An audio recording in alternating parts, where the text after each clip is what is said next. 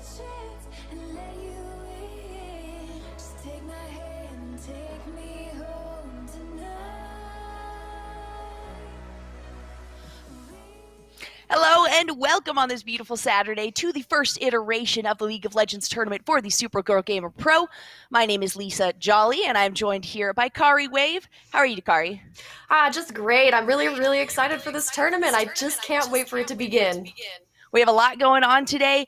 Like I mentioned, first iteration, we're going to be starting with some quarterfinals games and then hopping into semi to lead on to today's finals. I do want to give a bit of a shout out here to a couple of our sponsors. As you can see on the screen there, Zenny Gaming, Nissan US Air Force, ASA Entertainment, and the United States Marine Corps. We'll be doing a couple shout outs throughout the show of those two. And I know we have a bit of a last minute roster here, but a very exciting lineup.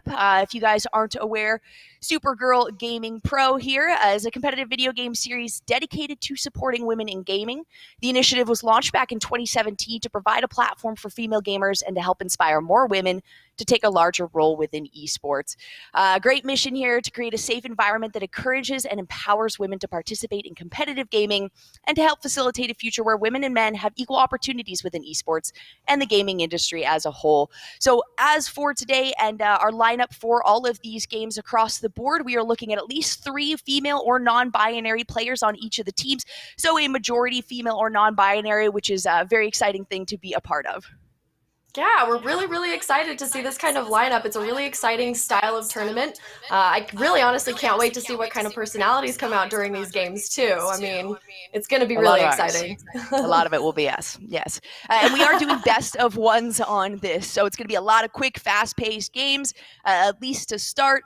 And then hopefully some slower knock 'em, drag 'em out kind of deals as we get on in this tournament. 9 weeks is going to be what this goes through. Finals, hopefully in person, so long as COVID allows it. It's going to be early October in San Diego. So very excited for that and for all the players that will be able to attend if, again, COVID willing. Lets us be there during that time. We do have a few months, though, and a few solid weeks of some good games every Saturday starting at this time from here on out. Yep, it'll be a really good time. I'm really excited. I hope we do get to see the finals in person. That would be a real treat, honestly. But, you know, safety comes first, so we'll just get there when we get there. We will, and we'll be wearing masks when we do get there. More likely than not. We'll find something stylish to wear, though, I'm sure. Oh, absolutely. And I guess a little bit as well, the Supergirl Pro Series has been around since 2007. Years prior to the gaming series. It's been the only large-scale all-female action sports competition and lifestyle series in the world. I mean, we're looking at everything from a largest women's surf contest in the world, a major all-women's skateboarding event, the world's only all-female snowboarding competition, and also anchors for festivals that include live concerts, female DJs, fitness, yoga, dance, fashion, beauty, art, speakers, panel discussions, classes, and if you can believe it, even more than that.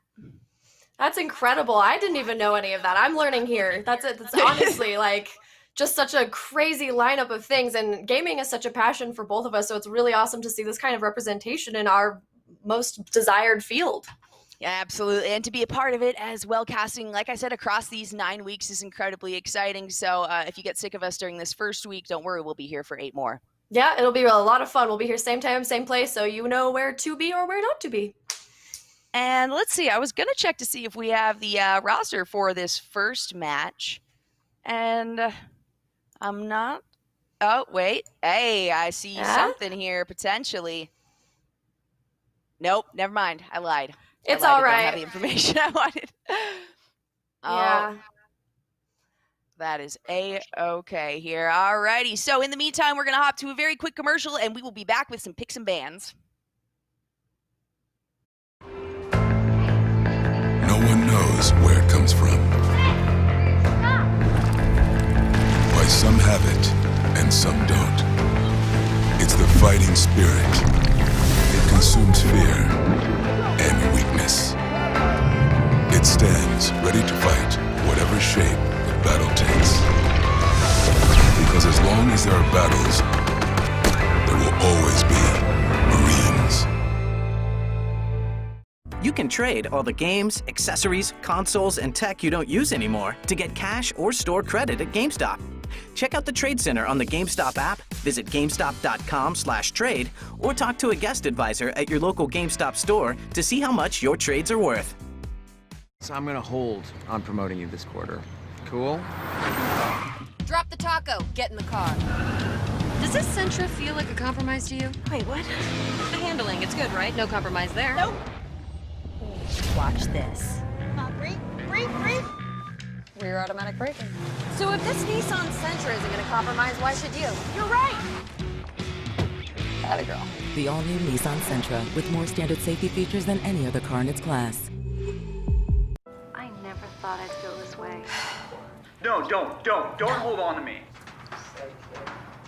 It's all worth it. Ladies, Chris, I hear that's really bad for you. What? No, this is about finding true love. No, I mean the screen. Oh, no, we're all good there. These Zenny lenses, they block the blue light. I mean, that's still really bad for you. This is amazing. Please go away. Chelsea. Oh, no, don't pick her. Oh. For a long time, we had to prove ourselves. But we always knew what we were capable of. We knew when the time came, we would be ready for anything. Our numbers keep rising. And so do we.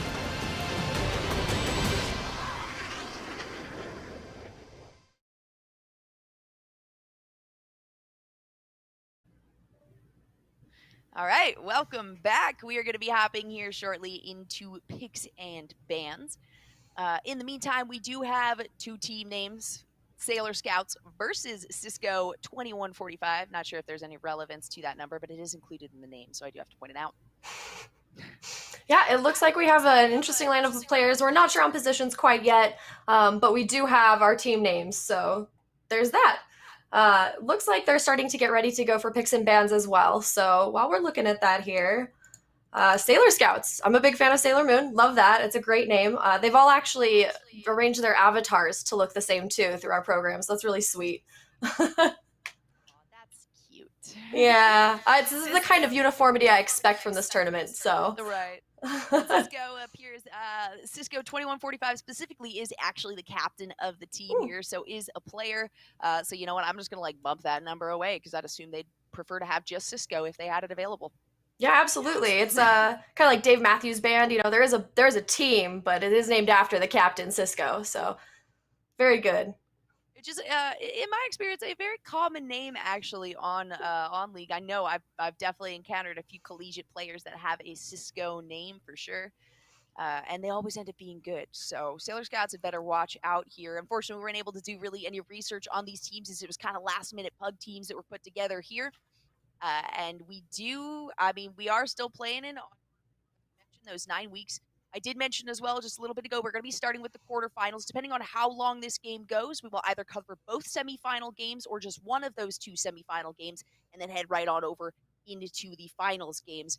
And I'm certainly hoping, we tend to see in a lot of these kinds of tournaments, especially the early rounds, we tend to see quite a few of the really quick matches, the less skilled teams, I suppose, getting knocked out a little bit early. I'm really hoping that all 9 weeks of this one, though, we are going to be getting some knockdown, drag them out, some very even games. And I'd even look forward to, the 40-plus minute games here if it means that we are seeing a lot of back and forth. Yeah, I actually learned earlier today that in the LCS, most teams win before 30 minutes. That's the, like 90% of games go out before 30. So we'll see what kind of average we get here, right? Yeah, it is always nice in these smaller tournaments to see some longer running games. We've had, there have been tournaments that I've been a part of that have been strictly under 23-minute games. It's always disappointing to have to be a part of that, to have to kind of introduce that and talk about the team that's trying to do their best, but sometimes there is a bit of a skill gap that disallows these players from being able to keep things on an even keel. But I do believe with these pug teams, we've done our best to try to get these teams integrated as well as possible so that there is even keel across the board as we can possibly make them. We technically won't know, though, until we jump into game, which should be here soon. Yeah, we're not sure about ELO considerations that have been made here, but it'll be interesting to take a look at the teams when we get there. I am really excited. A little bit of chaos never hurt anybody. So if we end up with some big blowouts or anything like that, we'll just, everybody's going to do their best here, and I'm really excited to see how it proceeds. And that just means we get more games to cast. I guess the quicker the games go, the more people we get to actually introduce here on this stream and cast their games, which is always exciting for us to include as many people as possible in the broadcast portion of these tournaments. Yeah, I'm really hoping to see some good, big personalities here, especially you and I have both done Collegiate League before, and of course you get big personalities there, lots of fun, and again, chaos. We're going to be okay, even if it is a little chaotic. We're going to be chaos. Chaos going on in this guy. It's starting. It's already starting. What you guys are in for. I hope you realize this now. A big shout out as well to some of our sponsors that we've got going on here. One of the big ones, obviously, as I'm sure you could read there, is the United States Marine Corps. Guys, teamwork, discipline, and strategic thinking are required to win battles both online and in the field. If you've ever thought about putting your skills into action as a United States Marine, visit marines.com to learn more. Yeah, and then we have other sponsors as well. We have Zenny Gaming. I'm actually wearing blue light blocking glasses right now. Me too. Yeah. Oh, they're so good. Now, I will be getting some, though, to sport on this stream, actually. They've got a huge variety of glasses, and they're incredibly well priced. I mean, you're looking at, like, some of them being $20 up to right around $50 is probably the average for the gaming glasses, but they've got hundreds of selections on their website. As for the gaming, they've got, at least a dozen, I think, they saw that I'd been flipping through. It's too difficult to honestly make the decision just yet as to which selection I want for those. Yeah, shades. I definitely own 3 pairs of Zenny glasses, so I'm a big fan already, even, before they were a sponsor. And so, yeah, and then we've also got Nissan on there, the United States Air Forces, and it's going to be a pretty good, I'm really excited to be backed by people like this. Oh, this is huge. And I mean, Zenny Gaming recently also, I don't know how recently, but Golden Guardians as well. So there's some Pro League, obviously Air Force and Marines have been involved with that. Nissan, ASA Entertainment. So some really big names for a smaller group here, but they've been backing the Supergirl group for quite a while now. So it is exciting to see the quick step in to this gaming portion, as it has only been, as I mentioned, 2017. So 10 years of Supergirl Pro being around before getting that gaming portion integrated, and it's doing a really good job. We've got this tournament. We had CSGO yesterday, and then Hearthstone as well in the mix somewhere there. So 3 separate tournaments going on, the whole 9-week roster along the way for those as well. So if you're interested in any of those games, keep an eye out. Follow Supergirl Pro or Supergirl Gamer Pro on Twitter as well. I'll grab the actual @ for that account so you guys can follow and keep an update or keep updated on all of the different tournaments that we have going on through until towards the end of September. Yeah, follow us on our socials. We definitely could use the boost there, but also that's where all of our tournaments are announced. We definitely, as soon as we start streaming, we send out a tweet, so it's a really great way to get notifications for when we're going live. Our CSGO tournament was really great yesterday. I mean, it was really fun to watch too. Like most first day of tournaments, things can get a little bit rough, but I think we're going to be blessed with a really smooth one this time. Fingers crossed. That's all we can really hope for. We're going to be kind of hopping around too, so don't expect any consistency from the two of us here. I know both of us are really color casters, so I think I'm going to be diving in for play-by-play this roundabout, and then Kari might be hopping over to play-by-play next week. So if you guys want to do some learning or, kick us in the proverbial butt, then go for it. Now's the time. Before we get way too good. Before we get so good that we don't take criticism anymore. Really excited actually to give our shot at something that we haven't really tried before. It's funny that they put 2 color casters together, but we're both really excited to kind of, polish up on a skill set. Oh, yeah. Absolutely. Yeah, that is something to look forward to for sure. So we'll see how it ends up going in these first rounds. I'm going to check in and see exactly how long we've got until our picks and bans are going to come up. That's when the exciting stuff. Yeah, do you want to read through the roster names? How do you feel about that? Go for it. All right. So for Sailor Scouts, the captain is Anpan. And then we have Goldflower. We have Nessie Lime, Lilac Sound, and Proth. Hey, there we go. We got Cisco, Helps Flyer, Nikki 422, Humanoid Pumpkin, and Joystick Rampage over on the side of Cisco, which it appears is going to be starting on the red side today. Ah, nice. And then, we have the Sailor Scouts over on the blue side. All right, let's look at picks and bans here. I'm really excited to see what comes up. It looks like the captains here are Anpan, so Pan is mid, and then Cisco is going to be top in this game. go. Yeah, so long as those are locked in. And it looks like, hey, we are in it. Ooh. Phase 1, we've got a new ban right off the bat. I'm not sure how much these players were able to do in terms of like investigation and research and things of that nature on players. But a solid one, as always, to take out as Nunu can be played in multiple positions here. We've seen him recently in that mid lane, which is always fun. The Morgana being banned out on the side of Cisco. Yeah, no, Morgana's definitely a really diverse pick. You don't want her in any of your lanes, so I definitely think that's a great one. Also, Pyke with that mobility, that's something that nobody in any game wants to deal with, so I can definitely understand that ban. I think they probably got to check out each other as much as we got to check out them, so Right. I don't think that they're picking blind here, but it's got to be mostly based on personal preference rather than knowing your other side. Absolutely. And a lot of these pug teams, that's exactly what they do. When they go with their comfort picks, they try to ban out things that they specifically don't want to face in lane. We are seeing quite a bit of heavy-duty champions being banned out here to follow. So on the side of Cisco, the last two are going to be Senna and Set. A lot of S's on that side and a lot of heavy engage. And then Sailor Scout banning out the Leona to finish that one up. Prothean is going to pretty quickly lock in that Volibear. And then Cisco on the other side is taking a quick look at Mordekaiser. Yeah, I've seen a lot of Volibear recently, especially in the competitive ladder, like LCS, even the Academy. I mean, the new Volibear has everybody's approval, I guess. He does, though. You know, most of these games have gone flip-flop, whether it's Pro League or whether it's collegiate or even amateur. Volibear can be taken down relatively quickly, though he's got a pretty solid pickup towards the end of the game, even if he does get pushed back early on. A Teemo is going to be locked in for Cisco's team. They already hate us, Kari. They already do. Yeah, fan favorite Elise, Teemo. Nobody right. said that ever. Elise has a response there from Goldflower, and then Pan has locked in the Ahri there, and a Lux on the opposing side. So pretty standard in terms of picks. Now, I'm not sure if they are doing these picks, with this setup. I'm not sure if it's straight across the board. If we are looking at that Teemo in the jungle, it is very likely you can see Teemo, anything before pro in really any lane, and they can make it work at some point. But so far, it looks all relatively accurate. The Ahri and then the Lux up to follow that one. So a lot of CC and a lot of potential burst damage coming through early in that mid lane. Yeah, really excited to see if we get some good non-traditional lanes. Those are always really exciting. It's always really tough to tell, especially if you get two, unconventional non-meta matchups in a lane. That's always, to me, a really fun game to watch. So hopefully we'll get some really interesting non-traditional picks as we go through the ladder here. It does appear, though, that they are locking it in according to laning phase, because as you can see, for phase 2 on the bans across the board, we have 3 potential ADC picks right there, and then a Blitzcrank to follow it up. So Cisco doesn't want to deal with the Blitzcrank and or the Caitlyn, and then Sailor Scout taking away that Ashe and that Kog'Maw, really limiting the selection in terms of basic across the board champions. Ezreal is going to be the first pickup there as the ADC on Cisco's side, and that's going to give Sailor Scout the opportunity to counterpick that ADC.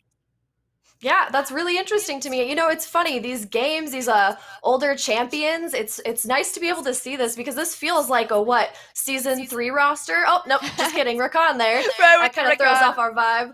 I do love me some Rakan, though. He is such an aggressive laner, and based on Sailor Scout's team composition, they are looking for a fully aggressive game.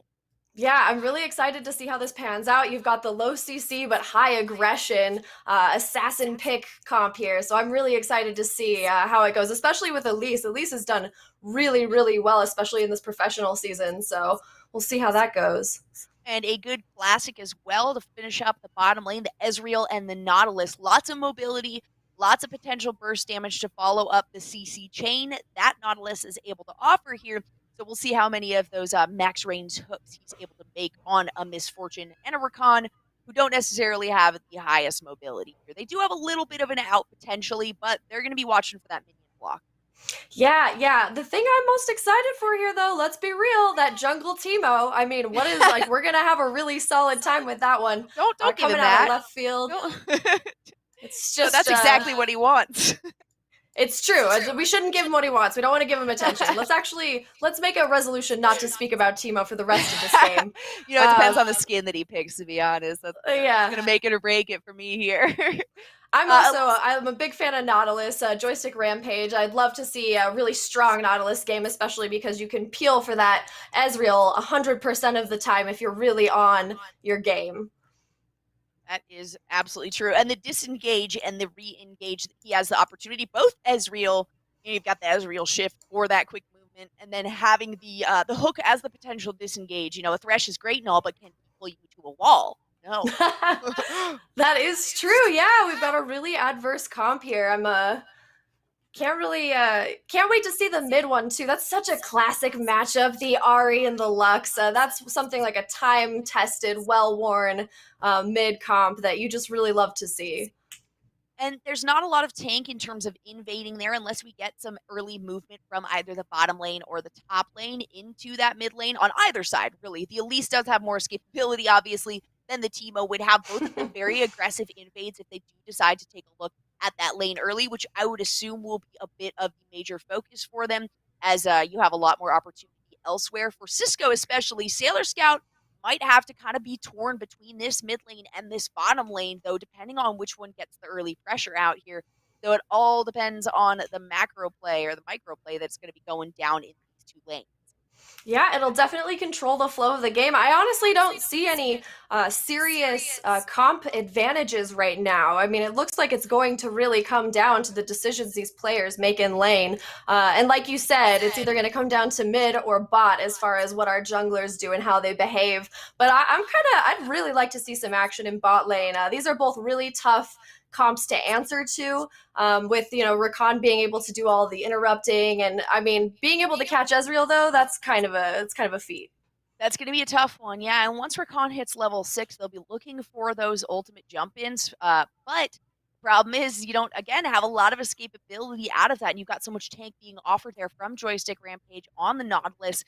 It is going to be a very ferocious early game, I believe, from Sailor Scout here based on the composition they picked. But if they end up falling behind in really any of these lanes, aside from the top lane, I talked about the Volibear recovery a little bit, how he is capable of kind of running that back. But if these lanes do fall behind, it's going to be a lot of pressure that Cisco is going to be able to offer. And then when you get to a Mordekaiser later game, really any of these picks out aside from that Volibear are going to be easy meals for that Mord. Yeah, we do like to see a well-fed Mord with a lot of momentum. And that could be a problem if we don't have a very solid, even performance from all of our lanes, honestly. I mean, a snowballing Mordekaiser can create an entire issue for a whole team. So we'll see if that happens. I mean, I've seen it a lot in games myself, honestly, on the ladder. But now that people are a little more used to Mordekaiser, I'm not sure if that's going to happen. We'll see. I mean, we don't know the ELO of either of these teams, so we don't know what they're going to expect or what they know. And I'm really excited to see if these are everybody's main picks, too. Yeah, that is very likely also. And based on the comp, like I said, Sailor Scout being a very squishy composition, or a much squishier composition than we're looking at on Cisco's team here. Going with comfort picks is always the best bet in these type of pug games, these the put together teams, to where you kind of have to rely on your knowledge and your know-how with the champs. I mean, we see still Annie-bot soloing Annie and managing to make it through. So even these champs that you might not think, oh, you can't carry on that all the time, there is a lot of potential if you just know how to play very well. And a lot of these being older champions as well, these players have had the opportunity to put a lot of play time in on almost all of these guys across the board. You got a few reworks, especially top lane, those couple recent, especially the Volibear, that very recent rework, but a very popular pick, and hopefully Prothean has had a good amount of time to run him a lot. Not seen as much in the top lane, and I do think Mordekaiser was a good pickup there in response to that. So if that top lane really doesn't go in favor of Sailor Scout early on, I feel like Cisco is going to have that later game advantage, even mid-game advantage, if they can aggress on these lanes properly. Yeah, absolutely. And, Lux also has a very strong late game. So these things could snowball out of control, honestly. I do like the aggressive picks because it does say, hey, we're going to end this game before you even get the chance to fully, utilize your champions. So hopefully that is the plan. If it's, we'll see. And like you said, it doesn't matter. Doesn't matter your ELO. If you're really good with a champion, anybody can carry. And we are loading into the Rift. This is my favorite part.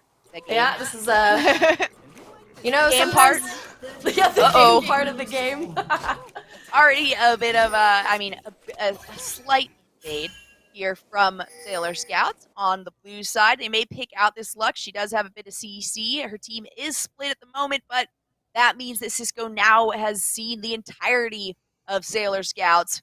They're going to do a little bit of dividing. Yeah, it looks like it wasn't a non-committal, just trying to see if somebody had carelessly run into a bush kind of invade. I mean, why not take advantage of that opportunity, especially, you know, if you're used to being able to do that a lot of the time, just finding somebody in a bush, taking advantage of that. So you just never know what kind of run path somebody's going down. I don't blame them for that. There wasn't a full commit to an invade, but that's okay. We don't need that much action right now, or maybe we do. I don't know. We'll get there. I mean, in the meantime, though, guys, make sure you armor your eyes with Zenny blocks, virtually clear blue blockers. It's important to protect your eyes from harmful blue light from your vision screen, so you'll have less eye strain, and that makes for better sleep and performance. Check them out at zenny.com-gaming. That's Zenni, or follow them at Zenny Gaming on Twitter and Instagram. Yeah, it looks like we've got a nice, even start here. We've got that classic mid lane. I just really love to watch this matchup. It's a nice, old, comfortable one, and I'm really excited to see how they respond to each other. A little bit of aggression, trying it out here. You guys are disappointed that you didn't get to sign up as well for this week. We are going to have a new tournament for each week. So new tournament sign up, meaning you guys can definitely hop on for the following week. As I mentioned, it's going to be going for 9 straight weeks. So don't feel like you've been left out for this one. Just keep an eye on the Twitter, and you'll have access to the tournament sign up through there to hop in for next week. Yeah, as predicted, it kind of looks like the mobility and the ability to protect Ezreal in the bot lane is serving them well. Nothing too worrying, but they are definitely getting bullied and pushed in on that bottom lane, Sailor Scouts. Cisco is, as we kind of thought, really utilizing that early Nasus, or sorry, not Nasus, Nautilus power. There's a Nasus, and oh my goodness, Prothean, we didn't even see that one. It looks like a flash out from both top laners. Prothean was able to pick up the first blood there before 3 minutes, and that means the teleport already coming out from the side of Cisco and from the player Cisco here in that top lane. Yeah, you gotta, like we said, you've gotta utilize that early leads in top if you can, especially against Mordekaiser to shut him down. The binding missing there, but the charm is gonna land. The ignite goes down onto the Ahri, and one hit from the tower is gonna be enough for the minions and the ignite to finish that one off. That's a 1-for-1 trade. Helps Slifer try to make his way in, but can't do anything against Goldflower there, who manages to pick up a second one in that fight for Sailor Scouts. That's going to put it at 3-1, a solid pickup from the Scouts. Oof, looks like we're going to have one of those ARAM games if it can't continue to go through this theme here, but really, really good instinct on that Elise to stick around and really take advantage of what was a very serious mess there. And that for Sailor combo. Scouts. Certainly devastating as well. We saw the binding from the Elise miss, but no matter there, as the charm was immediately followed up. A little bit of a fight here over the scuttle grab in front of Dragon, and that is going to be stolen, taken over by Help Slifer. Yeah. Help Slifer definitely needed the help from that scuttle, so I mean, good strategy there, trying to at least get a little more ahead after that pretty heartbreaking gank by Elise.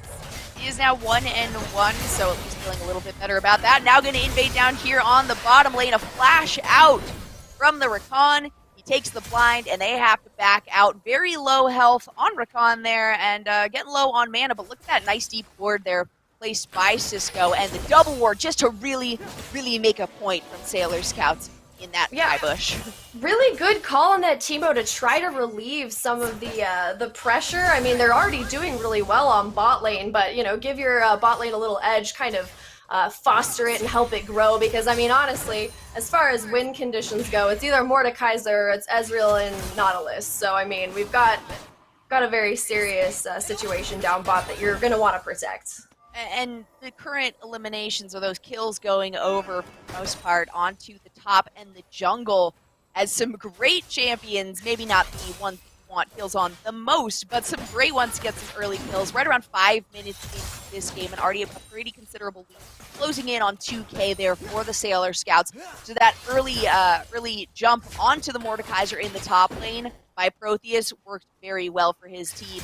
They're going to see if they can keep the momentum going here, or if Cisco in the bottom lane is able to get the pressure they've been trying to maintain. Yeah, I'm actually really interested to see how aggressive this Ahri is in the mid lane. Would be able to push in and become extremely mobile and shake up the rest of this game. And that seems to be, like we were talking before, the Sailor Scout strategy, involving being as aggressive as they possibly can for now to create some mobility. Cisco here is going to have to be careful, though. We can see the Vamp Scepter picked up by Prothean here.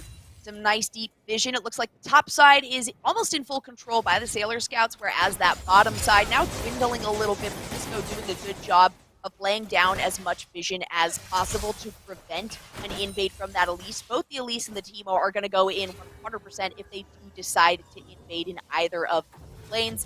And because they do so much early damage, you've got the DOT, the easy in and the easy out there as well from either of these quick moves into the bottom lane soon to come, I could imagine. Yeah, I could feel some mounting tension here. Might be some action coming up in bot lane. Nope, that Teemo did not want to commit to that gank. A little too close to the tower there. There is a ward as well, so that Volibear knew that he was coming up through that river section. We do have an Infernal Dragon, though, to keep an eye on there towards the bottom. So whoever decides to move on that first, we've got a lot of pressure actually from the mid lane and the bottom lane there on Sailor Scouts. And already another jump in. Cisco not looking good here. Prothean on a killing spree. Manages to get a third kill for himself only 7 minutes into the game. And that's going to put the kill death at 6-1, 2K gold in favor of Sailor Scouts. Yeah, and as we had stated before, sometimes there is a bit of a skill gap between teams in these earlier fights, but you know, there's nothing is irreversible right now. It looks like even though there is a significant gold and kill lead with Sailor Scouts, Cisco can still recover as long as they maintain control, play it safe, and this Teemo can get nice and farmed up and really try to make a difference on the map here. Neither of those top laners having teleport here as well, but there's not going to be too hard of a push. There were several plays, though, that went down there in favor of Prothean, so he's feeling pretty good about that. A little bit of extra gold in the pockets of his team. That's going to pressure them for early items, and these are the champions that you want to get these early items on. Yeah, definitely want to take advantage of everything that you possibly can here.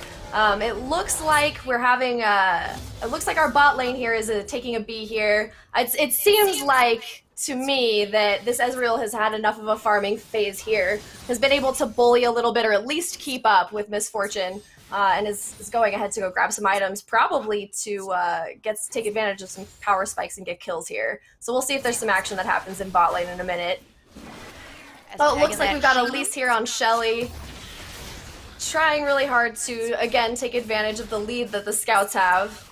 Volibear probably making his way down after clearing out some of the vision here. He is going to remove that vision ward from the Tribush up above. Elise doing just fine. A couple pings coming out as the Ahri does go up to help finish up Shelly. Get that Scuttle Crab into the pocket of the Sailor Scouts. Down it goes, and in the meantime, Teemo has eyes on this Infernal Dragon, matching his skin. Yeah, that's actually adorable. It looks like, knowing that other objective was being occupied by the other team, they went straight for Infernal, knowing that their bot lane doesn't have any recourse to compete for it. Looks like they did a good job securing. They did, and Shelly has managed to knock that tower down half. Prothean just wanting to get the pickup on that first tower, get the extra gold again, doing a really solid job. Knows he's got the heavy advantage so far in this lane. Starting to get a nice tasty bounty on his head as well here, so he is going to be very high priority. Having finished that Cutlass, though, it's going to make it much more difficult if anyone really wants to invade on him. Yeah, it looks like there was a bit of a crack in top lane, and they are taking advantage of that. Mordekaiser now going to move his way down. They know Goldflower is on this side, and he is going hard. The flash out from the Teemo there means they're not going to get the pickup, but a perfect response from Prothean and a turn on to Cisco as he flashes into that fight. Elise gets very, very low. He wants one pickup before he goes down, but Prothean is going to take that one. Help Cypher. Will pick up the one of the ultimate now coming out from the Lux to follow up that finding means it is 2 down on the side of Sailor Scouts and only 1 there down for Cisco. So a successful 2-for-1 in favor of Cisco. Yeah, it looks like Prothean may have overstayed the welcome there. Has had a lot of success so far. Maybe got a little too big-headed there, thinking that they could clean up before the rest of the team would find them. But overall, a sacrifice that they probably could honestly make and still be fine here. It is a nice chunk of gold, though, that's going into a couple solid members there. Lux picking up the Volibear, if I'm not mistaken, and then Teemo getting the takedown on that Elise. So I know over 300, around 350, I think was the bounty on that Volibear. So a nice little chunk, and that's going to get them a little bit closer to picking up the gold as it went over 2,000, 2,500. Now that is slowly dwindling down. However, Prothean has his eyes on taking this tower, and nobody is going to tell him otherwise, as he is able to get first tower of the game. Nice. All right. So the first tower of the game goes to Sailor Scouts. As far as we did see this kind of coming. Top lane had started to snowball, and it looks like taking advantage of not letting Mordekaiser. Oh my! The flash over the wall there from Joystick. Rampage, he's going to ult Pan there. Teemo getting very, very low, and he continues in as Goldflower is here. Back up some of that damage. Oh my goodness, I thought he had repelled early enough, but he stayed up. The ultimate coming out now from Lilac Soul is going to pick up one elimination here, and she is dealing enough damage to these players to almost get them to back up. A great charm there on Nikki means Pan is going to pick up another team. Phenomenal aggro swapping there between the members of Sailor Scouts. Yeah, truly phenomenal kiting. I haven't seen anything like that in quite some time. Just a really good ping pong between the three of them, juggling that aggro and making sure that everybody got out alive. So really solid skills on the side of the Sailor Scouts. They really are excelling here. Did seem like some really solid aggression as well coming out from Cisco on that one. That aggro rotation, though, of those three members of Sailor Scouts distributing the damage across means that they got some solid pickups on exactly the members they wanted to. And now the two members with the most deaths on the side of Cisco, we're looking at that Lux and at that Mord. The Mord, no surprise, just based on the aggression that we've been seeing from Prothean in the top lane, being able to keep that Lux from getting too far out of hand after getting some really solid bindings and some solid aggression out is a very good thing for Sailor Scouts. Yeah, it seems like the two, extremely dangerous snowballers have been kind of dampened here in a really good strategy. It looks like they definitely were focusing, Sailor Scouts were definitely focusing top to make sure that they can secure their lead later in this game. Now some vision being cleared out, a very smart move by Cisco and placing their own in response. Down goes a vision ward, so Lilac Soul will be able to take that one out. And actually the Rakan is going to go head over that way while we get a little bit of farming here from the Miss Fortune. She did finish her Essence Reaver, so that's a lot of damage that's going to be coming out from that Miss Fortune. We've also got the Gunblade up in that top lane on the Volibear there. So he is going to be devastating if anyone tries to encounter him, and a lot of survivability already as we've got the mantle built up on him as well. Yeah, a lot of stuff is snowballing out of control, but bottom lane seems to be still. It's very consistent. Everybody's kind of giving each other a wide berth.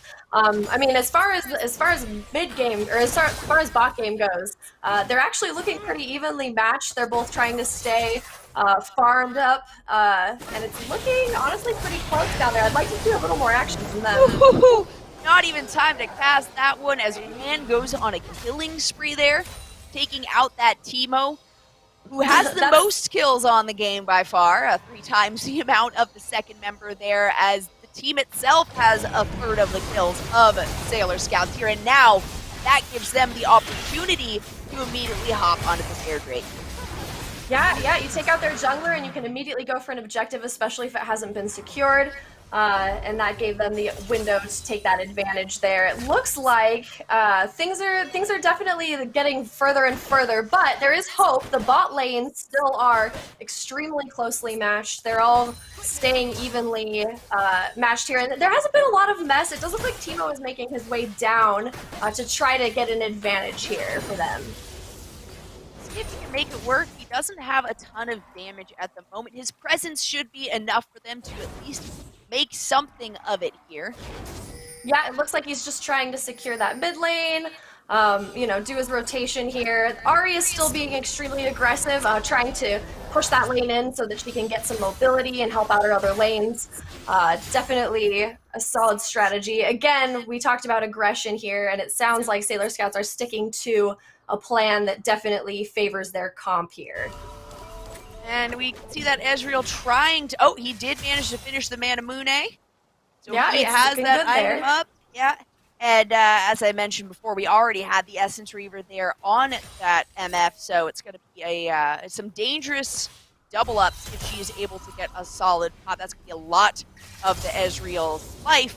And unfortunately, Joystick Rampage hasn't really been able to get himself in between anything as of right now. No, ooh! Hold up. All right, no snipe there. Prothean did manage to pick that one up with the smite. I believe there was an attempted steal and a really good one at that from Nikki there in the mid lane on that Lux, just barely snapping that Rift Herald with the end of it. But blue team's going to summon the Rift Herald now, and that is going to be another tower down in their favor. No charge! Darn, they didn't get the charge off. Actually, it ended up following through after it was hit. That is okay, because we get a second charge now and a half health second tower. Yeah, this is the second Herald for Sailor Scouts, and they are definitely taking advantage of the momentum. Oh, wait! Prothean having to jump out, getting the Ignite down on him, and the Mordekaiser is going to pick that one up. Little did we know, he cannot 1v5 the enemy team. Yeah, we, you know, sometimes that happens, but this is not that game for Mordekaiser. He is finally at that point. Same with Mordekaiser as well. If he does fall behind, he still has the potential to pick it up later game. Fortunately for him, no other real lane has been very dominant. That's going to be a third tower going down. The bottom lane tower from Cisco for Sailor Scouts there. So they've got a good chunk of gold in their pocket. Over a 5k gold lead now in their favor. Cisco does have to watch out for that item advantage. Yeah, despite the best efforts of the bot lane that really kept it together, despite a lot of chaos going on, a jungle mid-top, they didn't tilt. They really tried their best to just stay cool, keep their heads down and farm, but they still lost that turret. That's just the consequence of the game rippling down to bottom lane and finally affecting it. Yeah, they tried to make a move up, but really didn't benefit much from that. They're now going to try to get some pressure here onto the mid tower, but is it worth the roam having to lose your bottom tower there and give a third one over to the Sailor Scouts? And also 13 kills going over to the Sailor Scouts. Only one of those kills was actually dealt to the bottom lane whatsoever, and it was not the Ezreal, it was the Nautilus. So they're still feeling all right, but that 1-5 and 4 Lux and that 1-5 and 2 Mordekaiser might not be feeling the best right now. Yeah, it is causing some problems, despite, you know, the Lux has a pretty solid, despite the chaos and the 5 deaths, has been keeping up as best they can in farm. One completed item, the Luden's Echo here, but it's still not enough to compete with that Ahri's raw assassin power that really pushed her in and kept her out of being able to effectively affect the lane.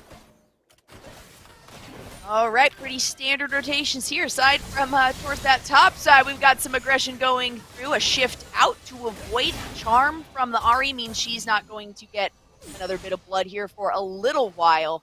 And a lot of pressure in the top. Surprisingly, not much vision being set down there by the Sailor Scouts, considering how far they were pushed forward. At least definitely the Volibear, if not the Volibear and the Elise were there momentarily. Some really good defensive vision, though, coming out from Cisco, and that's the way to do it. If you fall behind in multiple lanes like this, especially both on the top side, mid, and the top lanes, having some of that defensive jungle vision is going to help them out a lot, and they are doing a very good job of laying that down. Yeah, the only way to try to take advantage of when you're this far behind is to safely farm. So vision is an essential part of this phase of the game for a team that is behind a significant amount of gold.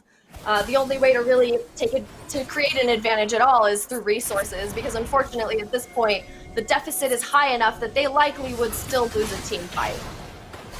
Now, help fly throw does help here, but not when you're invisible sitting there. An ultimate coming out from the Ezreal is going to miss. The ultimate, though, from the Lux does hit. A stun down and elimination onto that Rakan means that Sailor Scouts are going to have to leave. Charm hitting that ADC is another death.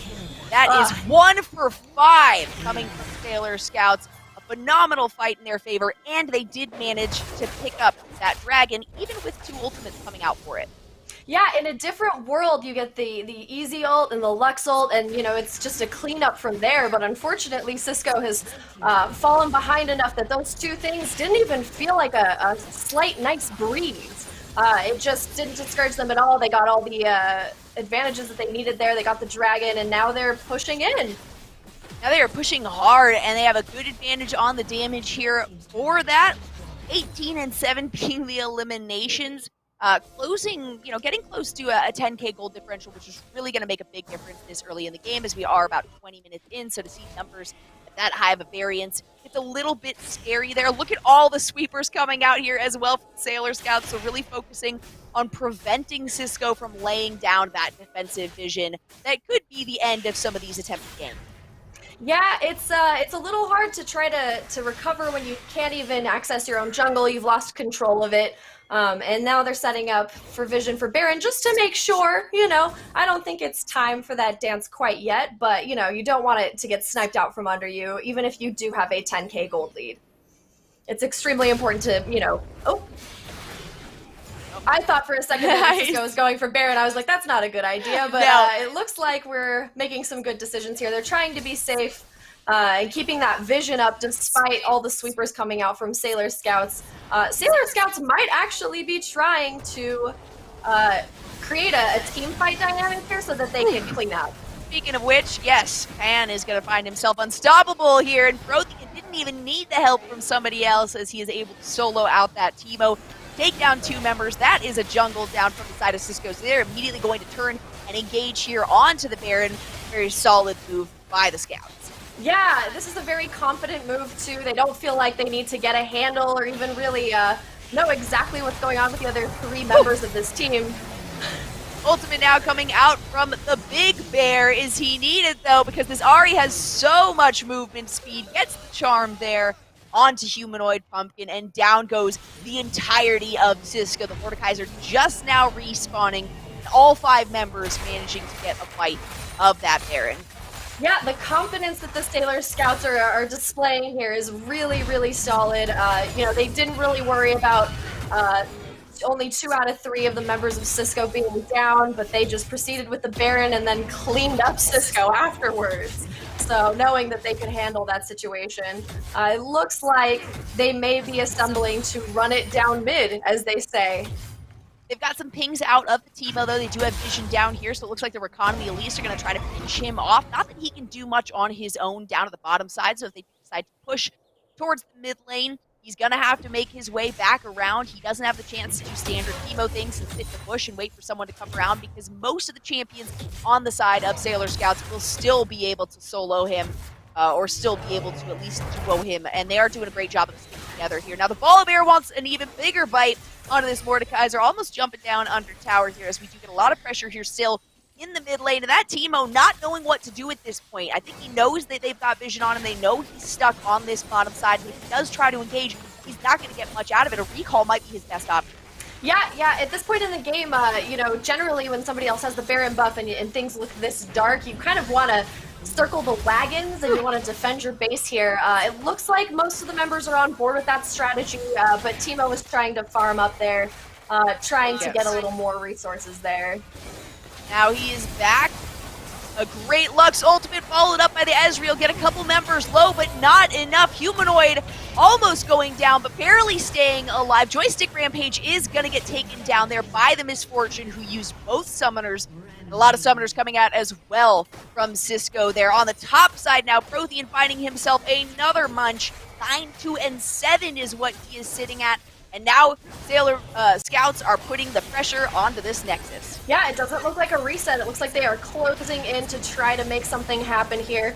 Very great kiting of the Mordekaiser on Lilac Soul's part. The Misfortune did a really great job. Pan there, knowing that his team has it for him. Prothean finding a good one, and oh my goodness, not much can be done. Goldflower finding the pickup on that as Prothean takes the last few hits out of the Nexus. Sailor Scouts take game number 1.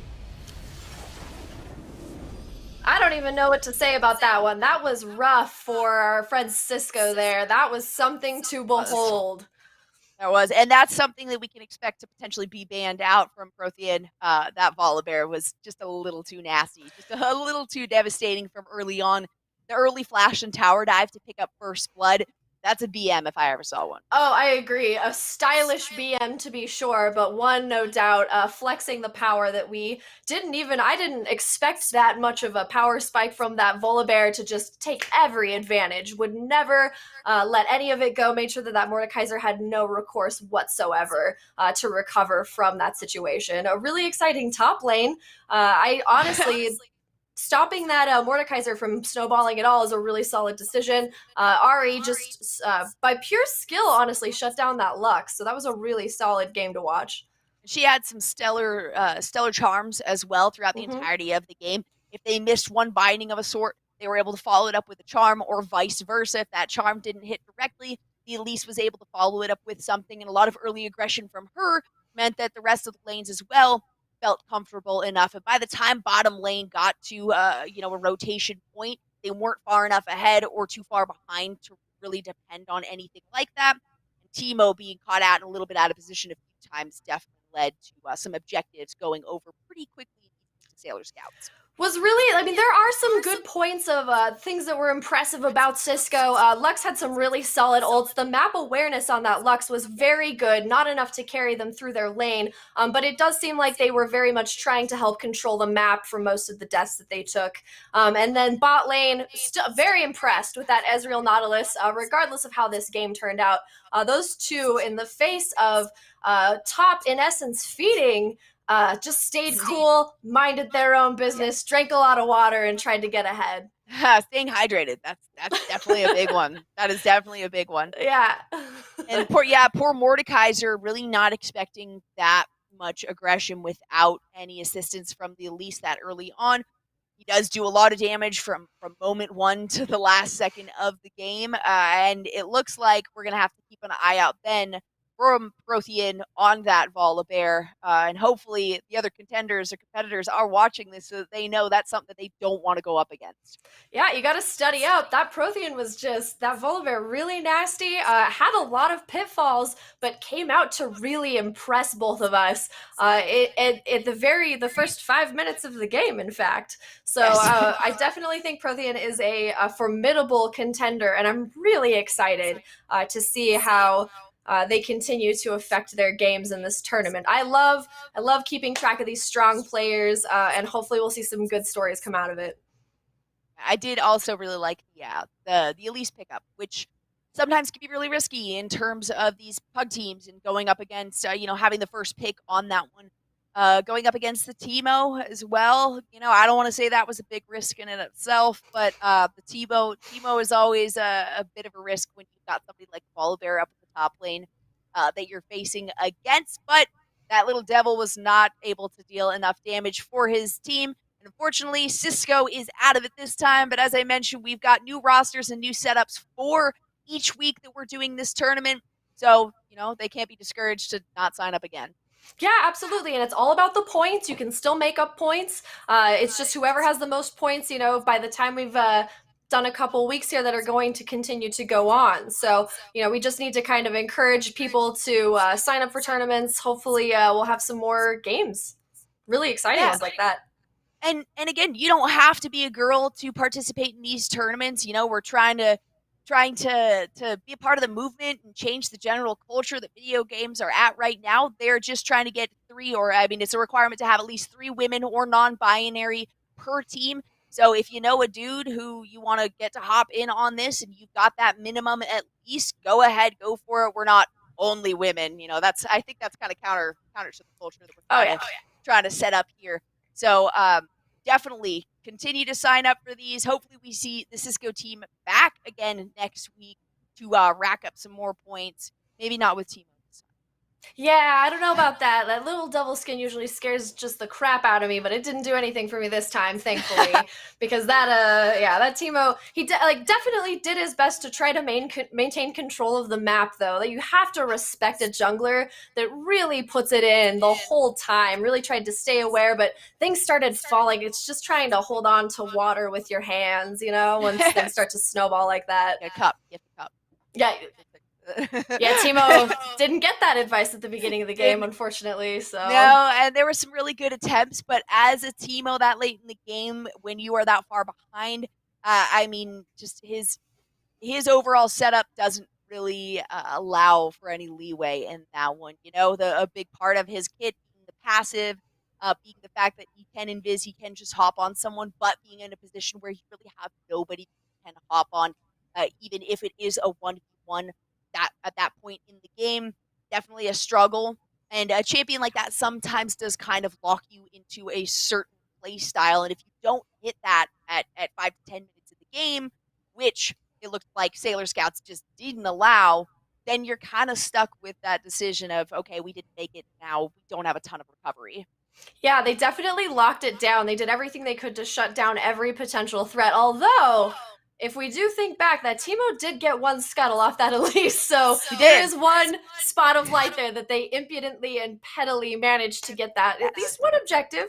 Yes, and that's the early game style that you play with him, you know, jumping in when they least expect it, and that Elise even, you know, having to use, actually, I think repelling out of that situation as well, just a little bit afraid of having to go in on a Teemo that early on. Just not enough, probably not. Maybe had there been a little bit more like roam, but even then, gosh, the volley and the Elise just made it almost impossible for anyone to invade any lane. And even with the late roaming from that bottom lane, that may have led to a more negative situation, even though they really couldn't push very far. They ended up trying to roam and then losing their bottom tower then at that point because of the quick push from Miss Fortune and the Rakan. So they know now, going into the next one, all right, maybe comfort picks are good, but to a certain extent. You know, you got to do the comfort picks kind of in a retaliation or to early set up the game and the team composition, and then kind of build off of what the opposing team is going for to really be able to take them down if things don't go the way you want them to the first 5-10 minutes. Yeah, I agree with that. And, you know, jungling is a hard job, too. I mean, keeping track of all of that, trying to keep track of lanes, although there were opportunities where the Sailor Scouts were very aggressive, pushing to try to end the lane phase so that they could roam, where Teemo could have taken advantage. But again, you know, once you're so ahead in farm, once the kills start rolling in, things just start compounding, and you don't know what to prioritize. It becomes extremely difficult. So I think that given a little more time, it doesn't seem like this team is placed together very often. We do have some teams that are a little bit newer to each other, but the potential is there. I mean, Cisco definitely did the best that they could to answer a lot of these things. They had all the pieces. It was just an execution when it came down to that last wire that they weren't there. Yeah, maybe we see a little bit more of the aggression like we saw on the side of Sailor Scouts as well. I kind of talked about how they were pretty minimal in terms of tank. Very, very high aggression, very, very high burst damage, and they relied on that, and it worked out incredibly well for them. So I thought it was a little bit of a safer composition, a better late game composition for the side of Cisco there, just based on the potential downfall of Sailor Scouts comp. But that means that next time, maybe they'll go in a little more aggressive. Maybe they'll go in with something a little harder than they had originally decided to go with on that initial Cisco comp.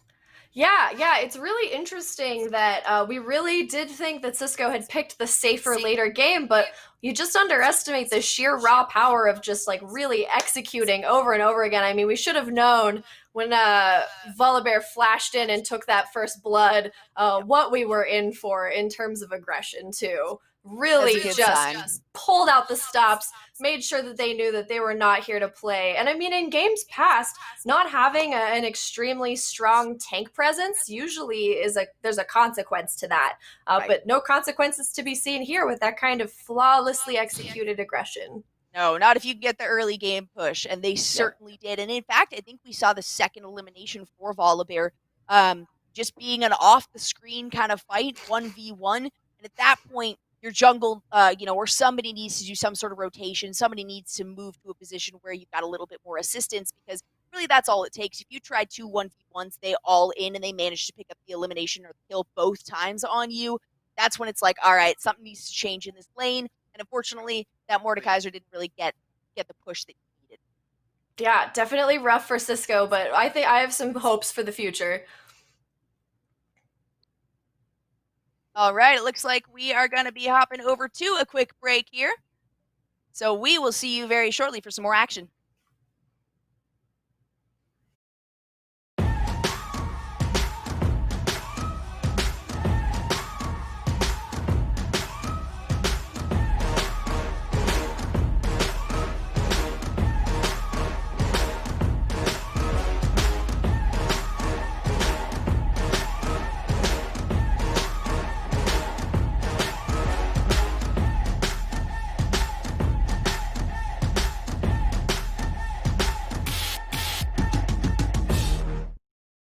So I'm gonna hold on promoting you this quarter.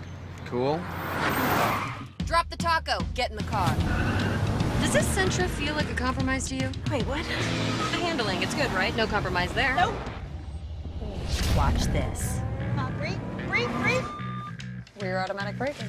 So if this Nissan Sentra isn't gonna compromise, why should you? You're right.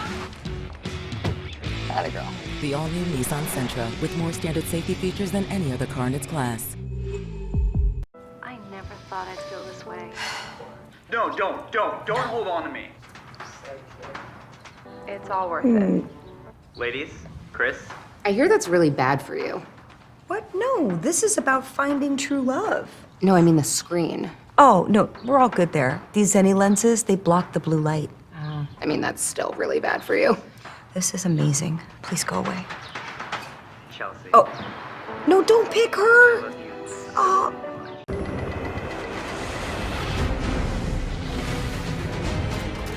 It's not just the ships, the armor, or the aircraft. It's something more. It's the will to fight and determination to win, found inside each and every Marine that answers a nation's call.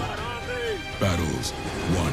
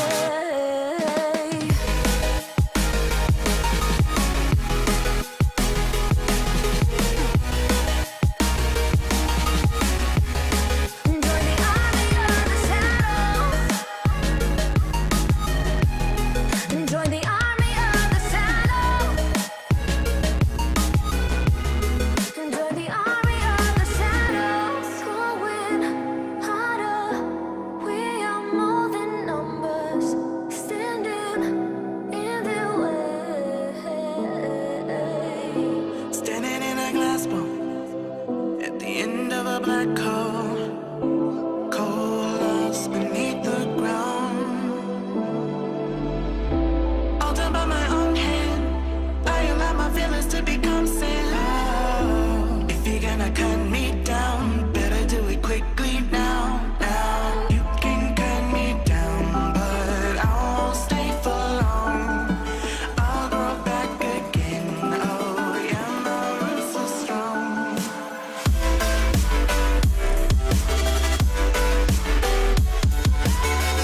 I'm gonna hold on promoting you this quarter. Cool? Drop the taco. Get in the car. Does this Sentra feel like a compromise to you? Wait, what? The handling, it's good, right? No compromise there. Nope. Watch this. Rear automatic braking. So if this Nissan Sentra isn't going to compromise, why should you? You're right. Atta girl. The all-new Nissan Sentra with more standard safety features than any other car in its class. No one knows where it comes from. Why some have it and some don't. It's the fighting spirit. It consumes fear and weakness. It stands ready to fight whatever shape the battle takes.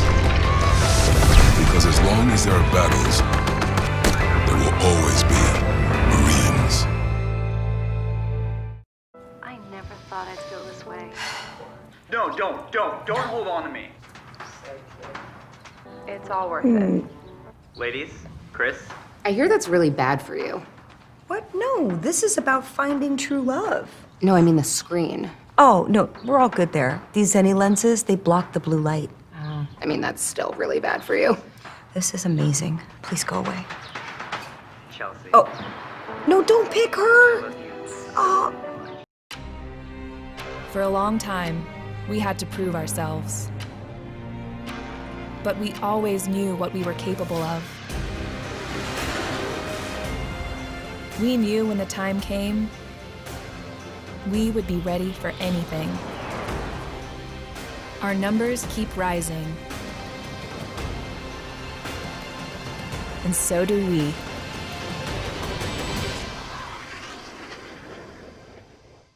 You can trade all the games, accessories, consoles, and tech you don't use anymore to get cash or store credit at GameStop. Check out the Trade Center on the GameStop app, visit GameStop.com/trade, or talk to a guest advisor at your local GameStop store to see how much your trades are worth.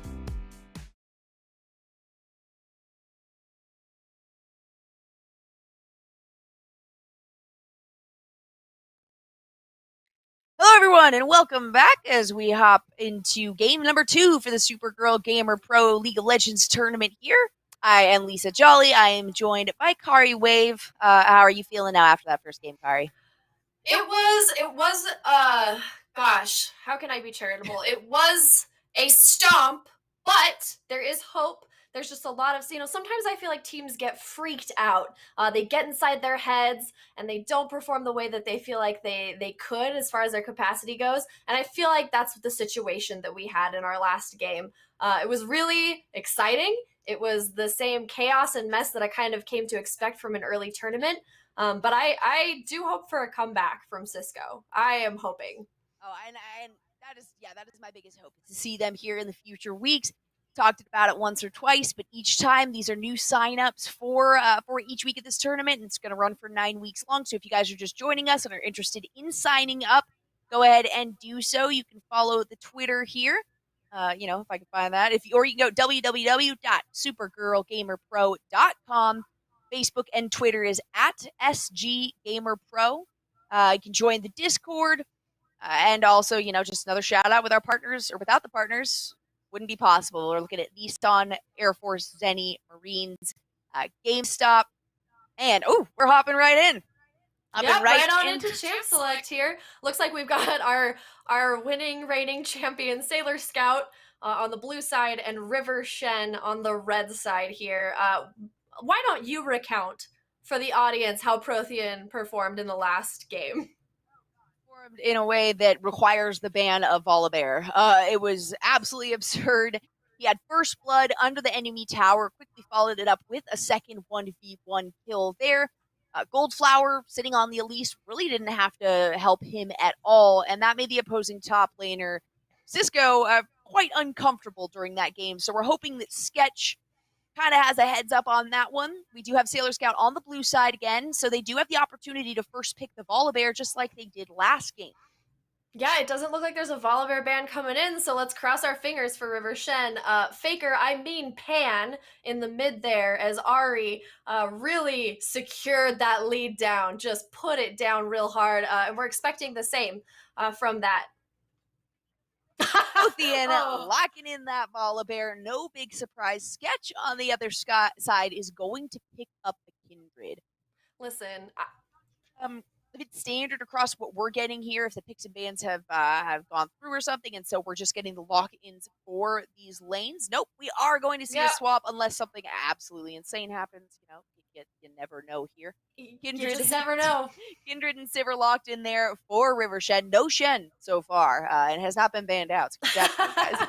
So just hold on to that potential option there. I'm going to be honest, this might be a biased game. I love Kindred. I love the mobility. I really love the mini game that's involved there. So keeping track of those marks is going to be really fun for us. Hey, Kayn is an extremely strong jungle pick. I'm really excited to see that on the board as well. This is going to be a fun jungle game, I hope, all things considered. 3 bans from River Shen coming out. All bottom lane bans there. Sailor Scout in that MF. Yeah, I have a bit of a theory about that. I mean, they didn't have a lot of advance notice on who they were going up against, but it does look like they are scared of bot lane. You can tell there from that. Like, I mean, they must be a really strong duo on paper. I can't see any other reason. A Nami ban, I mean, these are all S ranked right now. Those champs, Ezreal, Caitlyn, Nami, so maybe they're just going in blind. And a Senna to follow it up too, who would certainly be in the support role here, not running as a marksman. Cassiopeia was the first ban for Phase 2. We can see the Lee Sin, the Rek'Sai, and the Veigar there for Phase 1 on Sailor Scout. And then, as I mentioned, all bottom laners, the Nami, the Ezreal, and the Caitlyn. And they're going to follow it up with another very aggressive, I mean, that's a mid lane, but, I would expect we could see it in support from, what is that, and Neki Lime, something like that. We'll go with that. From that bottom laner, and going with the Rakan as an aggressive laner, and having Rakan and Misfortune do as well as they did against an Ezreal Nautilus is impressive in of itself. Ooh, I love a Syndra pick. That is rarely seen, but always a delight. I mean, Syndra players don't pick that lightly. Right. Generally, when you're playing Syndra, you are well-worn, battle-tired, and you know how geometry works. Looks like Kled there is going to be in the top lane. Very aggressive, but pretty consistent composition here coming from River Shen. So we're going to be seeing a Sivir Morgana. A lot of damage to follow up some solid CC if they can get in and out. And once again, Sailor Scout not going incredibly tanky, a little bit more than they did the last game there, but running a Karma in the bottom lane. So ferociously aggressive once again. Yeah, I'm excited to see how they respond to this. Kled, much like Mordekaiser, can become a huge problem later in game. So we'll see if they still have that same strategy. The Flash under Tower First Blood would be actually hilarious if that happens again. So let's cross our fingers for River Shen here. I don't know if they have anything to be afraid of because these are rather specialized picks. And it's interesting that Vlad AD, we're doing the swap. That's right. I was like, wait a minute. Sailor Scout has already swapped their champs. Yep. The third pick there was Pan with the Misfortune lock-in, swapped down over to Lilac Soul in the ADC position. So for all we know, this could be a crazy game. I mean, Kindred top is definitely viable, especially against somebody like... And oh my goodness, no. All right, they just didn't swap. Oh, good. Oh man, I'm so relieved to see Kled in the top lane. I was quite worried, to be honest. Both of us, right? Sivir jungle? Right, the name Cisco is still up there, but we are playing right now Sailor Scouts versus River Shen. And another quick little, bump into the enemy jungle by the Sailor Scouts, just saying, hey, we're here, and now we're not. Yeah, how flattering is it though, as Neki Lime, to have 3 support-centric bans? Well, I mean, what did they see? Like, what happened for them to do that? Is Neki Lime like a low-key danger to them? It is very possible. So far, already running. I mean, the Rakan and the Karma with the comps that they have. This is just an incredibly aggressive composition. Throwing the Karma in there, who could be somebody a lot more standard support heavy, could be somebody a lot tankier just in case they were expecting maybe a heavy response from River Shen. But no, they are keeping it very aggressive in the bottom lane. And it was, as I mentioned, a really incredible job of the Misfortune and the Rakan in that previous game to go up against an Ezreal and a Nautilus and not get caught out at all, maintain themselves. And actually, they had the CS advantage, I believe, for the entirety of that laning phase as it was. So they played it incredibly well. That just means River Shen is going to have to be a little bit resourceful here in the bottom lane. A binding coming out there from Mei is not going to hit. But that's okay. We got plenty more where that came from. Yeah, I think a solid shutdown in bot lane would help append Sailor Scout's very even, very patient bot strategy. I mean, if you throw a wrench in that one, it seems like they're kind of prepared, though, to do the same long haul that they did last time. Let the other lanes... Oh, it looks like junglers are actually already having a bit of an early spat here with Kindred and Kayn, and then you've got... Things coming out as well. Yep. And then you got Volibear coming down with Kled right behind him. Hey, let's take a look at top lane. Anybody? The first blood there in the jungle going over to Kayn. It did look like that Kindred got a little too aggressive there. We saw them move up and the pings coming out from the Syndra and the Vladimir to help out, but down goes one member, as well as a flash out from either junglers, so keep an eye on that. If they want to invade, they're not going to be able to hit as hard as they would have liked. And Prothean, no surprise, has got crazy pressure in his top. Every single time. Kindred looks like they're closing in on their mark, actually. Kayn is paying no attention or mind. Kayn does have a very weak early game. I mean, obviously, that's not a huge issue right now, but it's definitely not something that you want to get into a fight with Kindred over. It's good to just give up that mark, let them have it that first round. Doesn't make that much of a difference. Kindred doesn't really pick up until Mark 4 anyway. All right, Goldflower trying to make a move here onto Sketch. That's going to be a dash over the wall.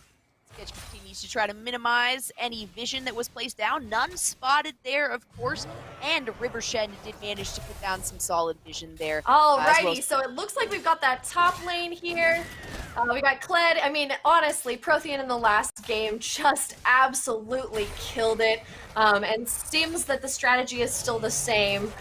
Even though the Kayn is not playing to the top side, Prothean is still very aggressively, with only Scuttle vision, pushing forward. Looks like Prothean has had enough for now and is backing. The mid lane here is looking pretty good, very even in terms of farm, but we do have Kindred coming in with the slow.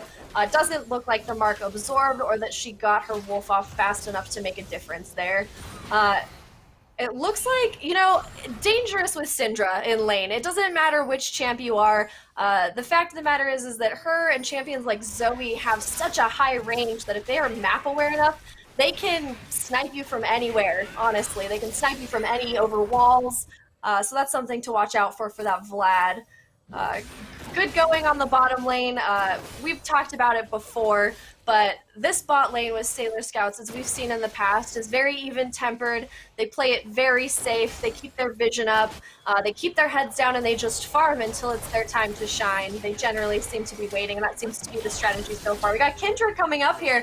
Prothean is the person to focus in this game. Very solid strat, taking the pressure off of Kled so that he can continue to farm. Extremely important that Prothean, who was essentially the star player in the last game, gets shut down. But wow, an incredible juke by Kayn coming in there. Although Prothean did get shut down by Kindred, which is not ideal, especially because Kindred marked that Volibear. So we've got 2 marks for Kindred. Kindred starts to get out of control around Mark 4, so we'll keep track of that and check back in. It looks like we've got a dragon up now. Might be a little too soon to be checking that resource. But Kayn is starting to confidently gain control of the map. In our last game, this champion, Goldflower, was playing Elise and maintained impeccable control of the map. So we expect to see that same performance. It looks like Goldflower might be getting into a bit of trouble with the slow there from Kindred. Got Volibear coming down with a grab probably for Vlad there. Oh, but Kled does a flip. And then we've got Syndra in there with a stun, but Prothean's just sheer ferocity and tankiness is chasing him off the map here. Very interesting development here is that it seems like with just brute force alone, Sailor Scouts is keeping the River Shen out of their turf, and that's really all you can ask for. It looks like, to add insult to injury, Kayn is going into Kindred's jungle and just kind of cleaning up there. Kindred may catch him out though, and it's anybody's game. Well, Kindred definitely has the advantage here. Marks aside,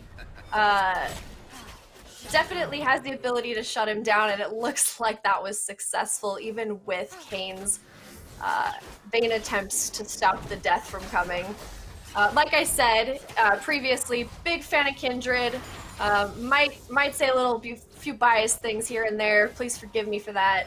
But it looks like things are going really well in mid lane. We've got Kindred at 46 farm, and we've got Vlad at 50. Not a lot going on there except that one kill that Syndra has that they got from Kindred earlier in the game. Karma and MF on the bottom there denying Sivir and Morgana some very serious farm, it looks like. The disparity is growing between those two, and these little investments from mid lane, from top lane, from bot lane are all starting to kind of accumulate here with a bit of a gold lead for the Sailor Scouts on the blue side. So here in bot lane, we're just... honestly, they're just humble farmers who want to mind their business here. Neki Lime and Lilac Soul, just humble farmers trying to make ends meet here. They don't want any trouble. Just leave them alone, let them farm, and that's the way things are going to go. Kindred is still trying to catch up and farm here, trying to keep up with the Kayn. Kayn may have a weak early game, but that doesn't seem to be an issue right now for them. So, Prothean is already making moves to shut Kled out of this lane. Sketch, our delightful Kindred, just prancing through the forest, trying to make it work. No marks on the map for them to focus quite yet, but it looks like they're trying to catch Pan out here. Our Syndra in mid here, but that turned out to be a mistake. The turret dive, it seemed like maybe they could have got a crit and absorbed the marks and got a kill, but that did not work out that way. Oh, and it looks like the Kled and Prothean, honestly, this is the lane to watch, top lane. Kled is such a good champion, such a great utility there, but Prothean has proved themselves to be an absolute threat during the last game. It looks like we've secured the dragon here for Sailor Scouts. This Kayn, honestly, much like in the last game, Goldflower has a very strong map presence, a lot of control, always kind of seems to be there at critical moments when their team needs them. We saw that with Kayn in the top lane there with Kled. Just popped in to say hello, and that was that. It looks like Kindred's trying to do something on top. We have emphasized again the importance of shutting Protheus down, but playing to top may not be the best idea at this moment. Looks like Kindred is trying to make something happen by invading Kayn's jungle. Looks like a skirmish might take place here. Kindred's everything is on cooldown right now, not a good time to fight. Looks like maybe they're trying to look for a quick out. But Kled is on his way there to try to make a difference, but Syndra is also present as well. Looks like Kindred pops the ult there. There's going to be a heal. Oh, Kindred took down the Syndra there. That was nice and easy. Oh, but then Goldflower comes in with the Kayn and just takes Sketch out. That was rough. Oop, and they found Kled in the bush there. Wasn't able to get out. Let's see if he can escape. Not so much. That is okay. It happens to the best of us when we're trying to do a sneaky bee in the bush. But ultimately, we're not always successful. Good bind by the Morgana. on that Karma. Very, very nice. Looks like, again, bot lane, Humble Farmers. Don't want any trouble, sir. Please just let us farm. They aren't taking advantage of any power spikes. They are just getting beefy for the later part of this game. It looks like we've got Kayn here taking advantage of the Kled kill. Honestly, let's call it what it was. The jungle sweep by Sailor Scouts against River Shen. They took advantage of that, grabbed Shelly, and now we've got Kayn minding his own business, doing what he does in that jungle, PvE if you will. Kindred's heading towards her mark, trying to get that third mark, extremely helpful later in game, is going to be met by Kayn in the jungle. He doesn't want anybody taking his chicken nuggets, not on his life. With Syndra coming on the back here, it looks like the end for Kindred, unfortunately. Got balls to the face. It happens. Alright, we've got Vlad here. Mid lane, still trying to recover. That Syndra has not managed to kill this Vlad, but has managed to pick up kills by having impeccable map awareness. Like I said, accidentally called Pan Faker earlier, may have been deliberate. You've got Goldflower coming in here, ready to take advantage of that Morgana's faux pas. They definitely had vision up, but Kayn is not known to really answer to that. Really, really flawless wall walk through that. And then they're going up through the mid lane, him and Syndra, to take care of this Vlad. Doesn't look like Kayn is actually planning on ganking here, but we do have Prothean making moves on the Doi. That's our Kled here in top lane. We do have high expectations of Prothean now, and it doesn't seem to be mistaken. We seem to... But there's the possibility that Prothean did not consider, with the safety of Shelly, that Kindred would come in. Maybe Prothean, because they had such a good game last round, being a little less safe and being a little less cautious about the bets that they make here. Getting that Shelly off, though, in top lane was good for them. They can make some progress. As soon as Prothean is released from top lane and gets that tower, things will get crazy. So we're hoping for that resource to go down as quickly as possible so we can get some action. Things are happening in the jungle right now. It looks like Syndra might be in a bit of a pickle if they do not make good decisions. Not sure what Kled was doing there. That's okay. It happens. Good calls by Prothean, though, for going after that Kled. Literally will not let him out of his sight, but may actually get juked again by this Kindred. Looks like he's trying to make a quick move out, is backed up by his teammates there. Kayn is going in just to discourage. They're not going to go in for kills. They just need them out of their jungle so that they can retain control of the map there. And with their pride wounded, River Shen is just going to go back. They're going to continue to be solid. There is no serious deficit here. This is anybody's game still. River Shen is starting to learn what Sailor Scout is all about. They've done a really good job of keeping track of Prothean, shutting him down. Him and that Kled are very evenly matched. We're not seeing the same performance from Prothean that we did in the last game, and that's completely fine. You know, different skill levels. This Kled definitely seems to be more patient, and now it looks like we're doing a little bit of a dance for the dragon here. You love to see it. You like a little bit of action around level 8 and 9. It doesn't look like they have the power to push them out of this dragon, but we'll see. They're coming in. They're closing in for an engage now. Oh, MF comes in with the ult, and Kayn runs in, steals the Drake. They were just waiting for the Drake's health to go down. There was never any intent to give up that dragon.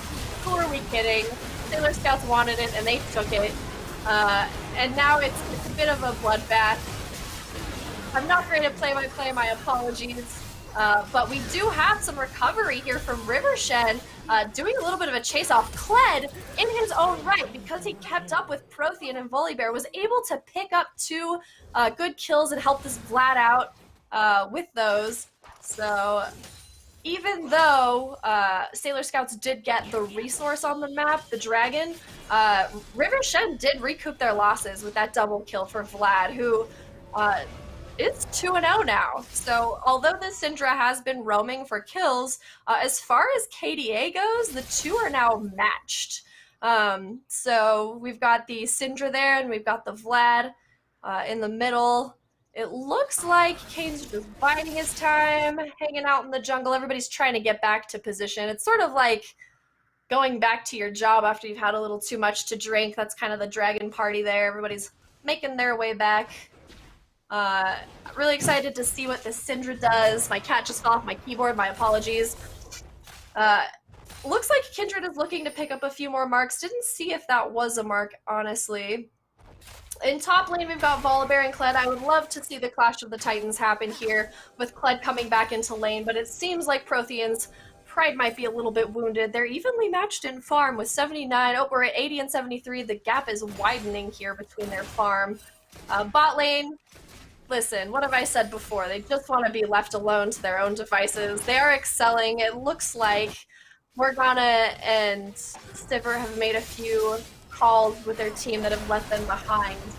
But not a disparity they can't come back from. The Kindred is starting to pop off. Definitely had a bit of a rough game to begin with, but is now experiencing a little bit of a... Oh, nope, never mind, just kidding. That's not happening. This Morgana tried to come in and help out here in mid, but that's not happening either. Let's take a look at the scoreboard, shall we? Oh, that Kindred is at 4, 8, and 4. That's rough. We've got our Kane here at 7, 1, and 5. You know, I've led you astray. The jungle game is a little bit more intense than I had originally analyzed here. So let's take a look at top and see what's going on again. Got Kled and Volibear just going at it. I don't honestly know how this is going to pan out. With tanks, it's kind of hard to tell. Oh, and Kled specifically is one that people always underestimate. He always loses his lizard, gets it back, and always ends up going back, which is exactly what happened here.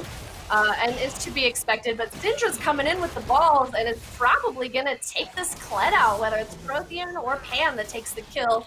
Looks like Kane came in, sniped the kill, and then ran out. Good stuff. Kane is already fed, could use that kill, honestly, to snowball. We've seen many a Kane carry a game before. It's not a problem. Kindred's Wounded Pride up there. Top lane, not doing great, but doing their best, and I think that's awesome. Syndra in the mid lane with 2 people now. It looks like Vlad and Morgana have kind of teamed up here. This Morgana seems a little frustrated. Not in the bot lane. We've got Kindred moving to invade their red side, grabbing Krugs. Nope, not doing the yes, grabbing Krugs, checking for wards. Morgana accompanying them just for safety's sake, making sure they're good. Kane could be anywhere right now. I don't blame them for trying to seek safety in numbers here. It looks like Sivir might be rotating. Not 100% sure. Good stuff going on in mid lane here. Vlad has really been holding his own. He's been really patient. He hasn't been entering skirmishes he knows he can't win. Which is exactly the case right now. Entering in, taking care of that. Kindred definitely needed that kill. Really nice pick by River Shen. Really just analyzed what their possibilities were and then made the call. Looks like Prothean has taken care of that top turret and is now free to do as they please, to roam around. At 7 assists, they're doing their very best here. Just going down the river. It looks like they're setting up for Dragon, putting some wards down, making sure things are safe and that they have control of the map before they make any decisions. We don't want to see what happened to River Shen, where they start the Dragon, get it down to a modest health, and then have it stolen out from under them. So it does look like they're just picking up some farm, biding their time, trying to min-max their resources while they wait for that Dragon to spawn so that they can fight over it. Prothean, fear at all whatsoever, just immediately engages, even when Kane is not even present. That's the confidence that Prothean had that this would not be an issue, that this is an engage that they can just win. Unfortunately, it looks like they're very fortunately, it looks like they're very confident in their team comp and their ability to just indiscriminately hunt River Shen down and win a team fight. That kind of confidence we have seen from Sailor Scouts before. They make aggressive and definitive decisions like that, and they make sure that their team comp can handle the bets that they make. So Sailor Scouts are going to go here. Another Dragon for them. Yeah, that Kane definitely has good control of the map here at 10, 1, and 6. He is not struggling to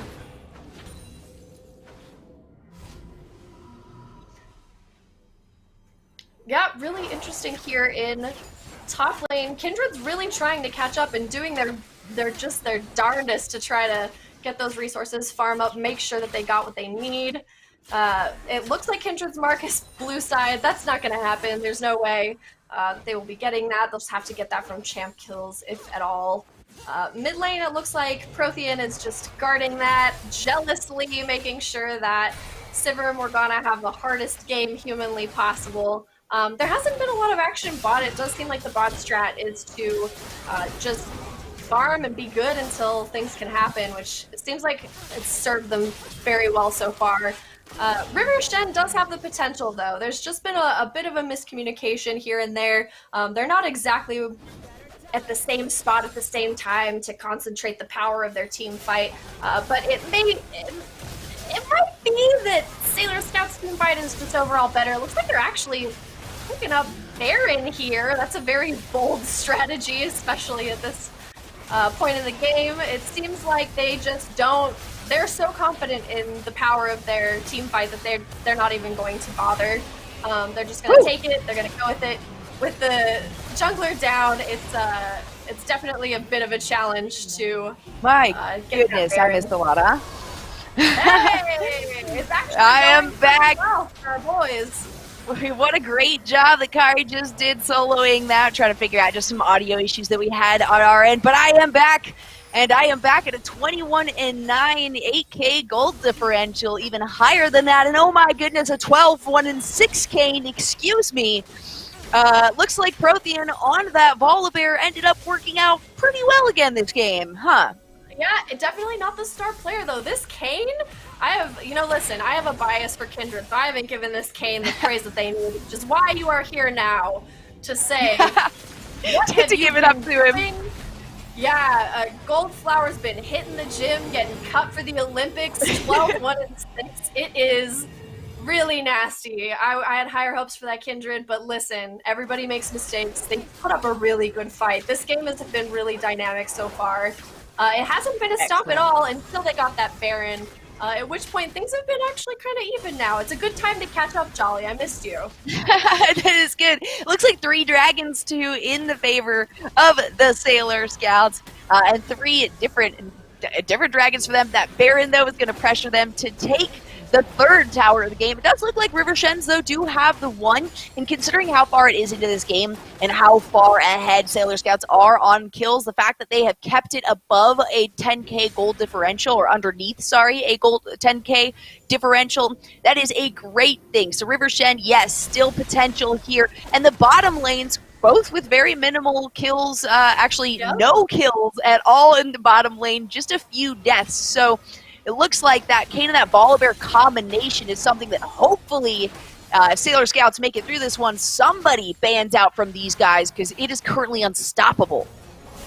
Yeah, it's definitely a fun game to watch so far, but they are relatively unstoppable. Ooh, really speaking of unstoppable, in goes the Kled there, and they are not going to let Lilac Soul out of this one. Cloud9C picking up the elimination. On the other hand, Goldflower makes himself legendary. A great Zhonya is there from that Vladimir. He's going to pull out, and Pan is taking a lot of damage here. Goldflower trying to retaliate on the back line. Prothean, in the meanwhile, has this fight split. Goldflower picks up another elimination for his team there. Prothean doing what he can to prevent Sketch from escaping from this one alive. That's a lot of mobility, though. The ultimate is going to come out here. Will it be enough? It does not appear so. Goldflower now legendary, and that is going to be a 3 for 4 in favor, or 3 for 5 now, I guess, towards the beginning of that, in favor of the Sailor Scouts, and an overall solid win at 15-1-8 for the Kayn.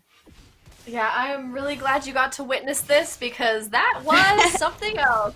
Definitely adds insult to injury to catch that Kindred out, just end it. But they're definitely, you got Kayn here, who's so confident that he can just take that tower and walk in and walk out with it. But does own this map, has retained complete control over this map for nearly the entire game. Very impressive. Definitely probably going to be the reason that this game will close eventually. So, taking chances. How bold is that? The disrespect to take that blue with 3 of them coming down the lane. That's spite. dealing a lot of damage, and that's going to be another dragon for them, putting them at 4, and that's going to allow a bit of time now for Elder to appear if we can make it that far in 48,000 gold. So now certainly over a 10k differential for the Sailor Scouts, and they just want to keep pressuring down this mid lane. It seems like this Kayn can almost solo at this point. The Volibear, though, Prothean once again playing that Volibear, really showing up. The binding is going to hit from Mayrerin, and now she is on the run. That binding cooldown does not come quick enough. A flash out and a flash in from Prothean, but that secures absolutely nothing, so a flash for a flash isn't too bad. Prothean now going to stop this Kled from recalling. That's just a little bit of Big Bear flexing. Listen, Hungry Boy just wants a munch. That's all. He's just trying to look for a fix here. He hasn't had the same feat A that good he got stun in the down. last game. Oh my, 2 ultimates popping out here. That bear is even bigger. They're going to run it right past the inhibitor, right past that first inhib turret, the mid inhib turret there. And they're going to quickly take that one down. The push is so fierce from this team, especially with all of that dragon pressure. A couple solid bindings coming out there from Mei on the Morgana. Unfortunately, won't be enough for River Shen to capitalize on any damage being dealt to these players. And look how quickly that Nexus tower almost went down, sitting at just about a quarter health in only about a second and a half. Sailor Scouts doing immense amounts of damage, and now likely setting up for this upcoming Baron. Yeah, you gotta give it to the Sailor Scouts here. This is a safe, nice reset. Look at that. That's such a humble, you know, saying earlier in the bot lane, they just mind their business, humble farmers, all good. But Sailor Scouts, they're just resetting. They didn't push their luck, you know what I mean? They've got some humility on them, despite the situation right now. They're doing really good, playing it safe. River Shen is just trying their best to just spread out into the jungle as quickly as possible, knowing that they all went back to reset, so they have a little bit of wiggle room to try to, you know, get some gold, farm up a little bit for the oncoming storm. They no longer have Baron buffs. They don't have that to worry about for the moment, but they do have Baron respawning soon. And we will have an Elder Drake. Oh, no, we won't have an Elder Drake. And another engage here. Goldflower's just going to jump in on 3 of them, do as much as he can. The Kindred is going to pull him back, and Azonia's from this Morgana is going to preserve her life just a little bit longer. The ultimate coming out from Kindred on the one side. And in the meantime, Ignite here up on the Doi, who's going to go down to Promethean. Exhaust coming out on Cloud C9. And the pool away, Azonia's just to extend the duration here. That's just going to offset his respawn, though, as a clean ace is picked up here by Sailor Scouts. And they don't even want to go for the Baron. They are going to push for the win right here. They already have the majority of damage down on one of the Nexus turrets, and they are looking for that extra 50 gold from the Nexus itself. Gee, Jolly, did I mention that I missed you? Solid commentary, a beautiful, beautiful way to lock down a win. And taking out that Nexus turret, it's rough. This has been a rough one for River Shen, but they really did. They put up the best possible fight they could. But once again, Chonky Big Bear Boy has secured that win. Still almost a 30-minute game, though, so it was a great hold there by River Shen. Sorry I didn't get to witness the entire thing there. It did look incredibly exciting, and I missed out on the best part of the game. Yeah, River Shen, really, like, props to them. They didn't tilt at all. You can see there from the scores alone and the aggression that they tried to keep up. They really, it's just with the Sailor Scouts, it's a matter of almost outmatching that aggression. You can't just expect to shuttle down and outlast because they will overwhelm if you don't just take advantage of that. So... And as exciting as that game was, we're going to have to stop talking about it just momentarily. One more quick commercial and a little bit of a pee break for us, maybe. We'll be right back at it. Gotta love it. I never thought I'd feel this way. No, don't hold on to me. It's all worth it. Ladies, Chris? I hear that's really bad for you. What? No, this is about finding true love. No, I mean the screen. Oh, no, we're all good there. These Zenny lenses, they block the blue light. I mean, that's still really bad for you. This is amazing. Please go away. Chelsea. Oh, no, don't pick her. Oh. So I'm gonna hold on promoting you this quarter. Cool? Drop the taco. Get in the car. Does this Sentra feel like a compromise to you? Wait, what? The handling, it's good, right? No compromise there. Nope. Watch this. Rear automatic braking. So if this Nissan Sentra isn't going to compromise, why should you? You're right. Atta girl. The all-new Nissan Sentra with more standard safety features than any other car in its class. No one knows where it comes from. Why some have it and some don't. It's the fighting spirit. It consumes fear and weakness. It stands ready to fight whatever shape the battle takes. Because as long as there are battles, there will always be Marines. You can trade all the games, accessories, consoles, and tech you don't use anymore to get cash or store credit at GameStop. Check out the Trade Center on the GameStop app, visit GameStop.com/trade, or talk to a guest advisor at your local GameStop store to see how much your trades are worth. For a long time, we had to prove ourselves. But we always knew what we were capable of. We knew when the time came, we would be ready for anything. Our numbers keep rising. And so do we.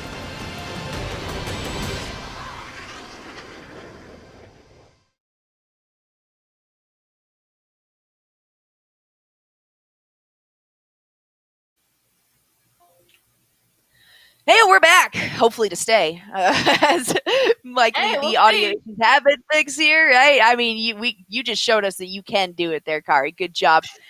At least for a little while. That was, at least, you know what? That's all it took to cover up that one, as we were just trying to resolve some audio issues. Crazy game. So the first two games that we saw there in the quarterfinals, both of them going to the Sailor Scouts pretty aggressively, though both teams did hold out for a considerable amount of time and delayed that gold differential and the win as long as possible. So a good game there going over to River Shen. We have a couple of new teams now, two new teams, and the winner of this match will be the ones to advance to the finals there to play out a game against the Sailor Scouts. And they're really going to have to bring it this time. We haven't seen either of these teams, so it's going to be a bit of a new jump in for us as they have progressed through the quarterfinals to get here into the semifinals. I'm stoked. I'm also excited to see maybe a few new champions being played and potentially some know-how going back and forth between a losing team and these teams to see if that Volibear can't get banned out and away from Prothean, because that's just devastating. The Kayn as well, and the Elise was played very, very well here from the jungle on the side of Sailor Scouts. So no more bot lane bans, guys. None of that. Again, they just want to be left alone. Like, it doesn't matter what the pick is. Like, just bot lane just wants to be left alone to farm in peace. You don't need to ban them. They are fine. Just leave them alone. Like, it's the top lane that you have to worry about, and the jungle. So we're talking Wildflower and Prothean here are the ones that need to be annulled. But we will see that later. We'll see them later. Right now we have two brand new teams that I'm really excited about. We haven't actually had time to, we haven't been checking players at all. We don't have any historical knowledge of what they do or what lanes they play. But that's been kind of exciting, right, Jolly? Yeah, I mean that's the beautiful thing about these pug teams is that, we go in relatively blind, as do the players, which next week we've got a little bit of insight. Hopefully a lot of these teams that made it as far as they did, but didn't quite make it through, maybe got knocked out in the quarters or in the semis or something to that nature, will return for the following week, as it is all new signups and it is a point accumulation that will be the result of the final two teams that make it to that in-person event in San Diego in early October, so long as COVID allows it.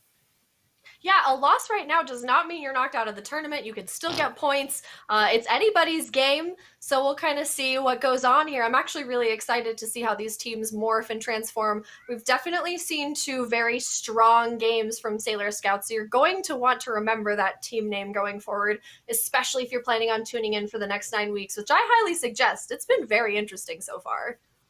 And if you're not tuning in, then hopefully you're going to be playing, as there are still signups per week. There's a new roster, a new schedule. Kitty cat.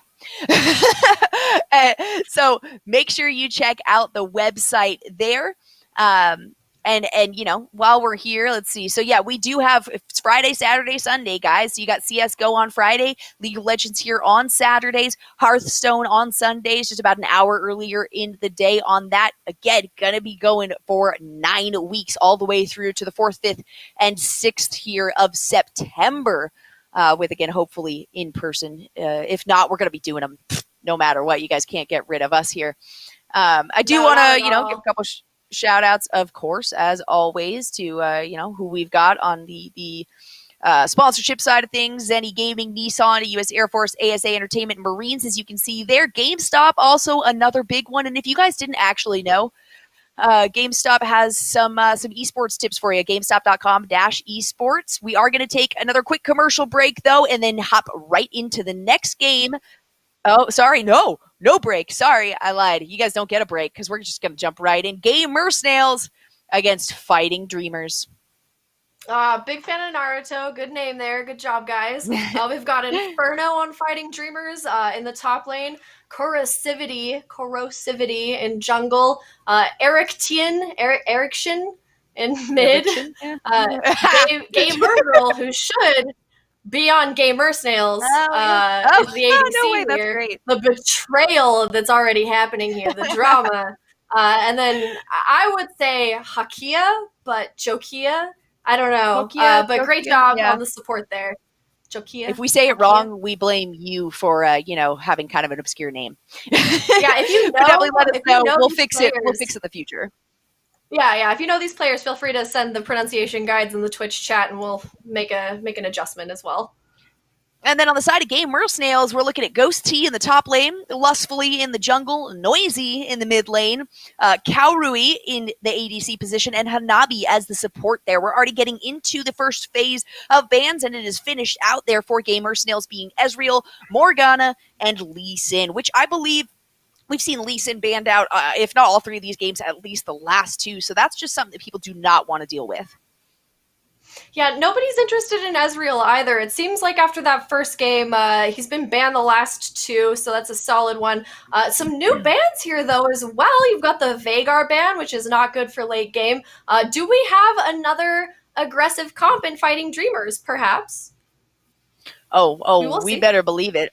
A Yuumi and a Sivir picked up there, and on the opposing side, one of my least favorite lane opponents is going to be that Galio, and then a Nidalee. And Galio has a bit of flexibility as well, can go top, can go mid. Nidalee, same thing, can go jungle, can go mid. And really, when it comes to lower elos, well, what I would assume lower elos, we technically don't get to see these, but non-pro play elos, there's so much flexibility in these picks, and that's the great thing about flex picks in general, is this pick comp selection of the game can be devastating if someone goes with some early flex picks and manages to kind of sneak it around somebody and last minute swap to something that is unexpected by the opposing team. Yeah, it's definitely, there's room for creativity. There's a lot of room for fun. The ban on that Mordekaiser is really good. I'm starting to believe that Fighting Dreamers is actually going to try to draw out a game, because these are all late game champs that they've banned here, or just things to be concerned about, like Darius. I mean on the ban side there.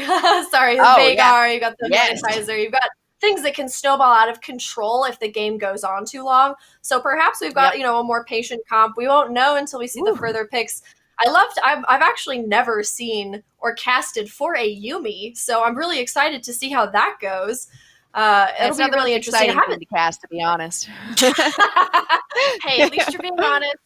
Every single day I see people talking about Yuumi getting banned. It's coming from casters. This all makes sense all of a sudden. I haven't seen Nidalee for a very long time. That's a champ that was my very first main pick, and so I'm really fond of Nidalee. And you're right, very diverse. Could go jungle, could go top, could even go mid, honestly, if you want to shake it up. Oh yeah, absolutely can go mid there, and probably more likely of what we're going to see in this instance. Honestly, we've seen her go in the bottom, and again, when it comes to non-pro elos, any of these champs can go anywhere. We already saw Jungle Teemo earlier today, not the craziest selection, because, we see that in all levels of play, annoying no matter what. It didn't work out for the previous team. I believe that was Cisco that ended up picking up the Teemo that we saw in game number 1. But now that we've got a whole new roster and whole new team compositions, as we are seeing really none of the same champions that we've seen. We saw Sivir there at one point to another one of the teams. I believe River Shen picked them up last game. I love the Xayah, though, and the amount of crowd control that they have from this bottom lane on the side of Gamer Snails in terms, oh my goodness, yes, please. All right. My God. In terms of a Xayah who could, now it could be Xayah mid, you could be going Jhin mid. I'm assuming that Nidalee is going to stay in the jungle and that Galio is going to go top. So an ADC mid later and a Master Yi pickup. All right, this is going to be a very interesting game. Now I'm kind of hoping that it is that Xayah going in the mid lane to be able to recall those feathers and get a lockdown. And wait a minute. All right, hold up. Now I'm confused. Because that Xayah just got swapped over to an Aatrox. If you can hear me, you just broke Jolly's heart into a million pieces. I know, right? I'm like talking about the exact camp. With the Aatrox, I can't believe you would betray us like this. Listen, I'm gonna let it go now, but I want you to know how disappointed I am. Dang, I do love these Aatrox, though.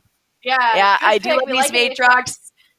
Into the Urgot too. That's going to be an interesting matchup, as I'm assuming the Galio is going to go mid and the Nidalee is going to go jungle. Again, with these kinds of elos, it can go any way. A Jhin and a Nami pickup can be devastating as well, though. I'm going to lock in the fact that the Sivir and the Yuumi are going bottom lane. I've been wrong before. Yeah. But we could have really a number of things going into that jungle. It could be a Yi jungle. It could be a Diana jungle. I'm gonna be pretty secure in that Urgot is going to the top lane there, and Diana most likely going in the mid lane with the Yi going in the jungle. But these kinds of games can really swap any which way, and some really solid bans as well in terms of the compositions that these guys have been going for from the start. I do like the set ban out, as like you mentioned before, Fighting Dreamers kind of looking at, it's now a good combination of an early late game, but mostly focusing on that late game composition and objective focus. So Set and Mordekaiser, both good ones to keep away based on those final lock-ins for Fighting Dreamers.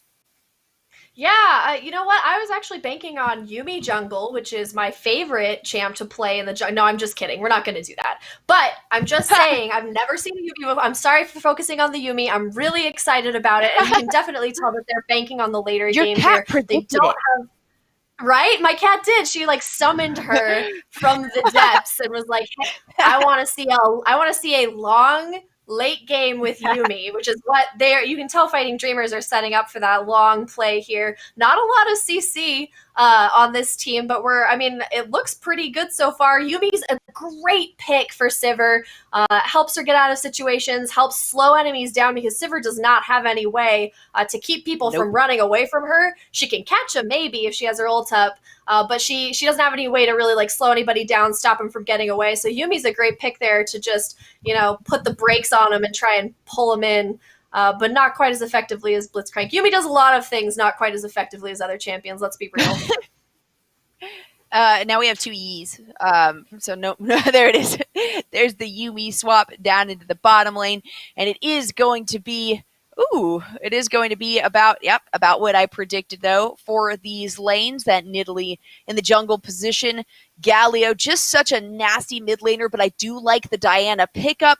We have a lot of assassination potential, and that Yuumi is going to allow for these champions to also hop in and hop out if she can manage to jump on them with a little bit of time that they become visible in between dashes and engages. However, the late game side for this Aatrox and for the Galio, I guess the utility later game should be considerable. And I'm assuming this jungle, Ylith or Aelth, will be engaging relatively early on. However, Inferno, same exact thing. So I'm betting on some very early first blood. Hopefully there's not more than one. And some just early aggression, early move into the mid lane, or at least into roaming. And those objectives, that dragon is going to be huge for both of these teams, as it is a bit safer in terms of both bottom lanes than we've seen in the prior two games tonight. Absolutely. And, unless this Diana can really beef up at the beginning of the game and shut down this Galio, it's going to be a bit of a struggle bus. Mid is definitely does not have the advantage in terms of this comp here. So it'll be nice to see if that Yi actually ends up trying to help them out there, or if they just play it safe. But it's really difficult when you've got Galio versus literally anybody trying to keep your shit together during that lane. So it'll be fun to watch, though. I mean, both of us have our biases about Galio and how difficult he is to counter. But I think I have faith that this Diana can keep it cool, keep it together, and come out on top.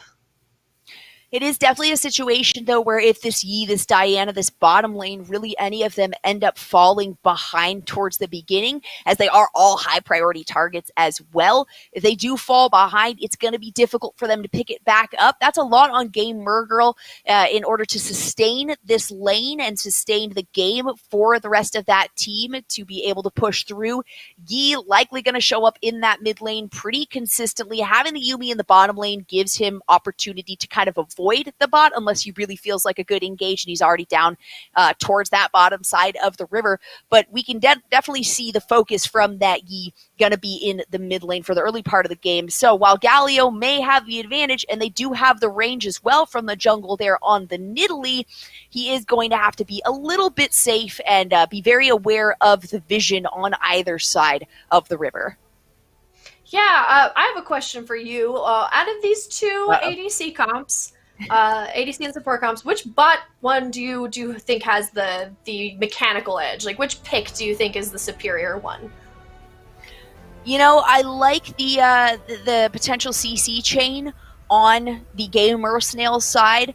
Having the ability to get a root off of some sort of crowd control there with the ADC on the Jhin, having the additional range. I think a lot of the Sivir as well here, while a lot of people consider Sivir as, great early damage, great early poke, a lot of what she's going to offer to this team later on is going to be her utility in her ultimate, in potentially absorbing things and using the spell shield that she has on engaging or disengaging onto fights, hopefully engaging based on the composition that they have. So I personally, I'm a big fan of the Nami here, very strong, but Yuumi can make things go either way, and you have early roam potential for that side.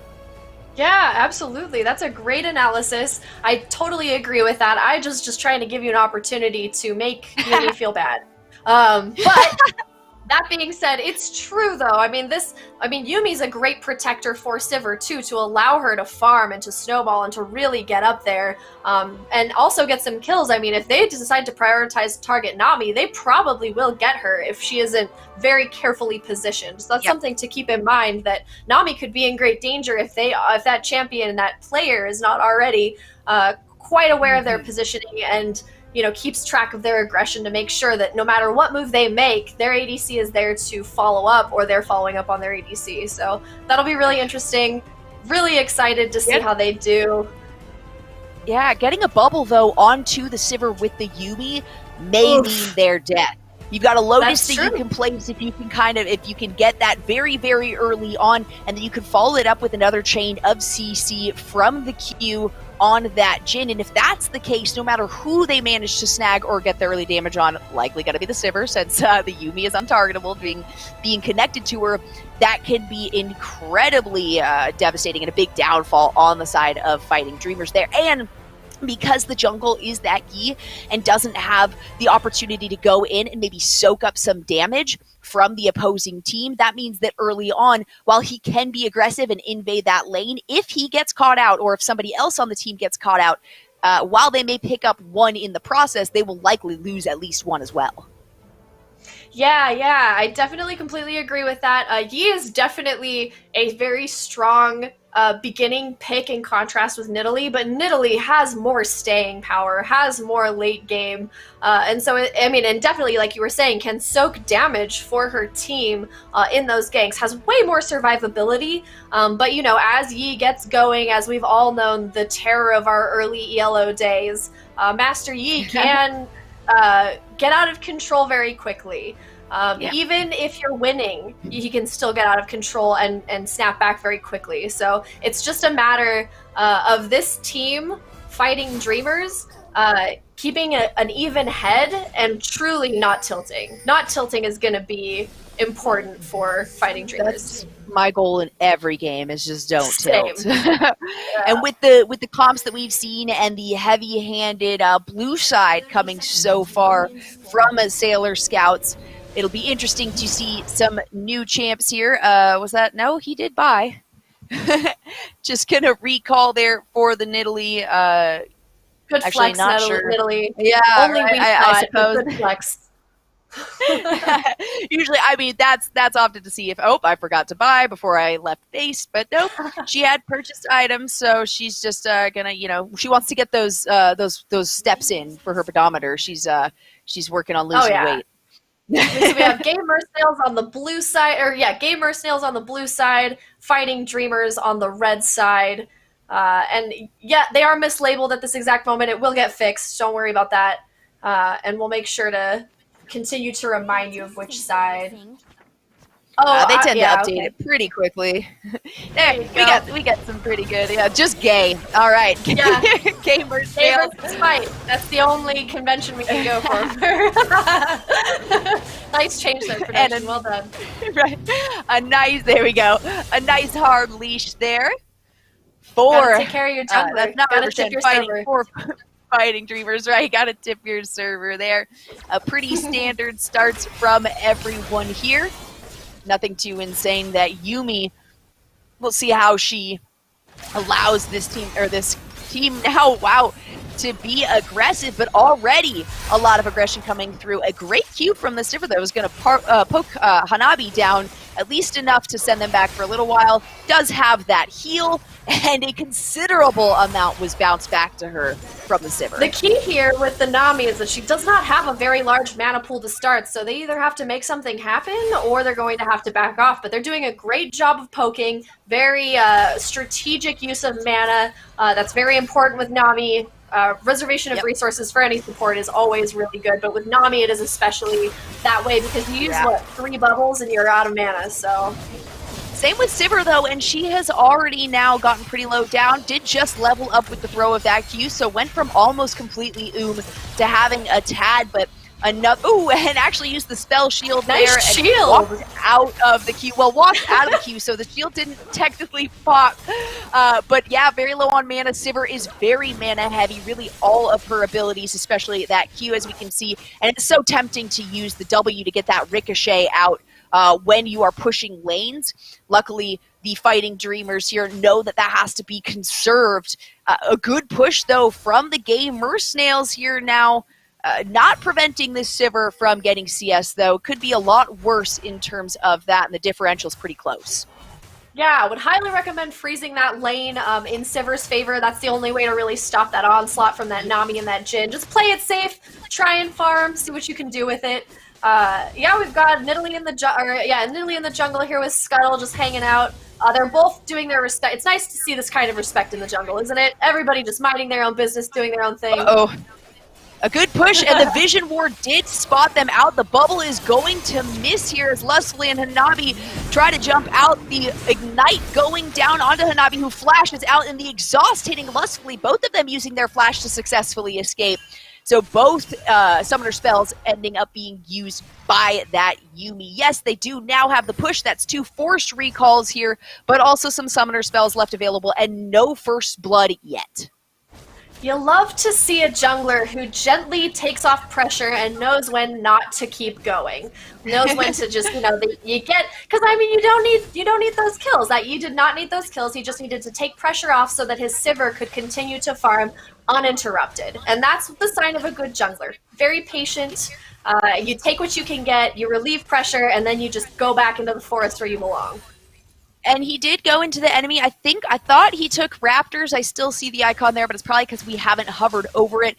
Considering also he did take a bit of a hesitation, considering moving up towards that mid lane to help the Diana out, but it has been pretty even keel across the board here. A great pickup and flip by Gamer Girl, but that built-in a lifesteal there from the Aatrox means that it's not going to be a finality, or a finale for him, or a fatality. I guess that can be a word. Hey, I like both 34 of and those 20 CS. It makes it definitely in favor of this Aatrox, though. So 2 recalls going across the board. Likely, oh no, not 2 teleports out. This Aatrox knows that he at least has the benefit of that push, and he's just going to walk up to lane. Yeah, just stroll on into lane. It looks like this Diana is doing very well at holding her own against this Galio. It looks like she does have enough aggression on her side and her play style to keep him from fully going in. So that's really great. I think you and I are both maybe a little unnecessarily scared of Galio, so maybe we just underestimated the difficulty of this matchup, huh? Diana's a good one. Diana's definitely a good one to go into that. But, I mean, they both are quite vulnerable. That is one thing that you have to think about for both of these lanes. So potential mid-ganks early on.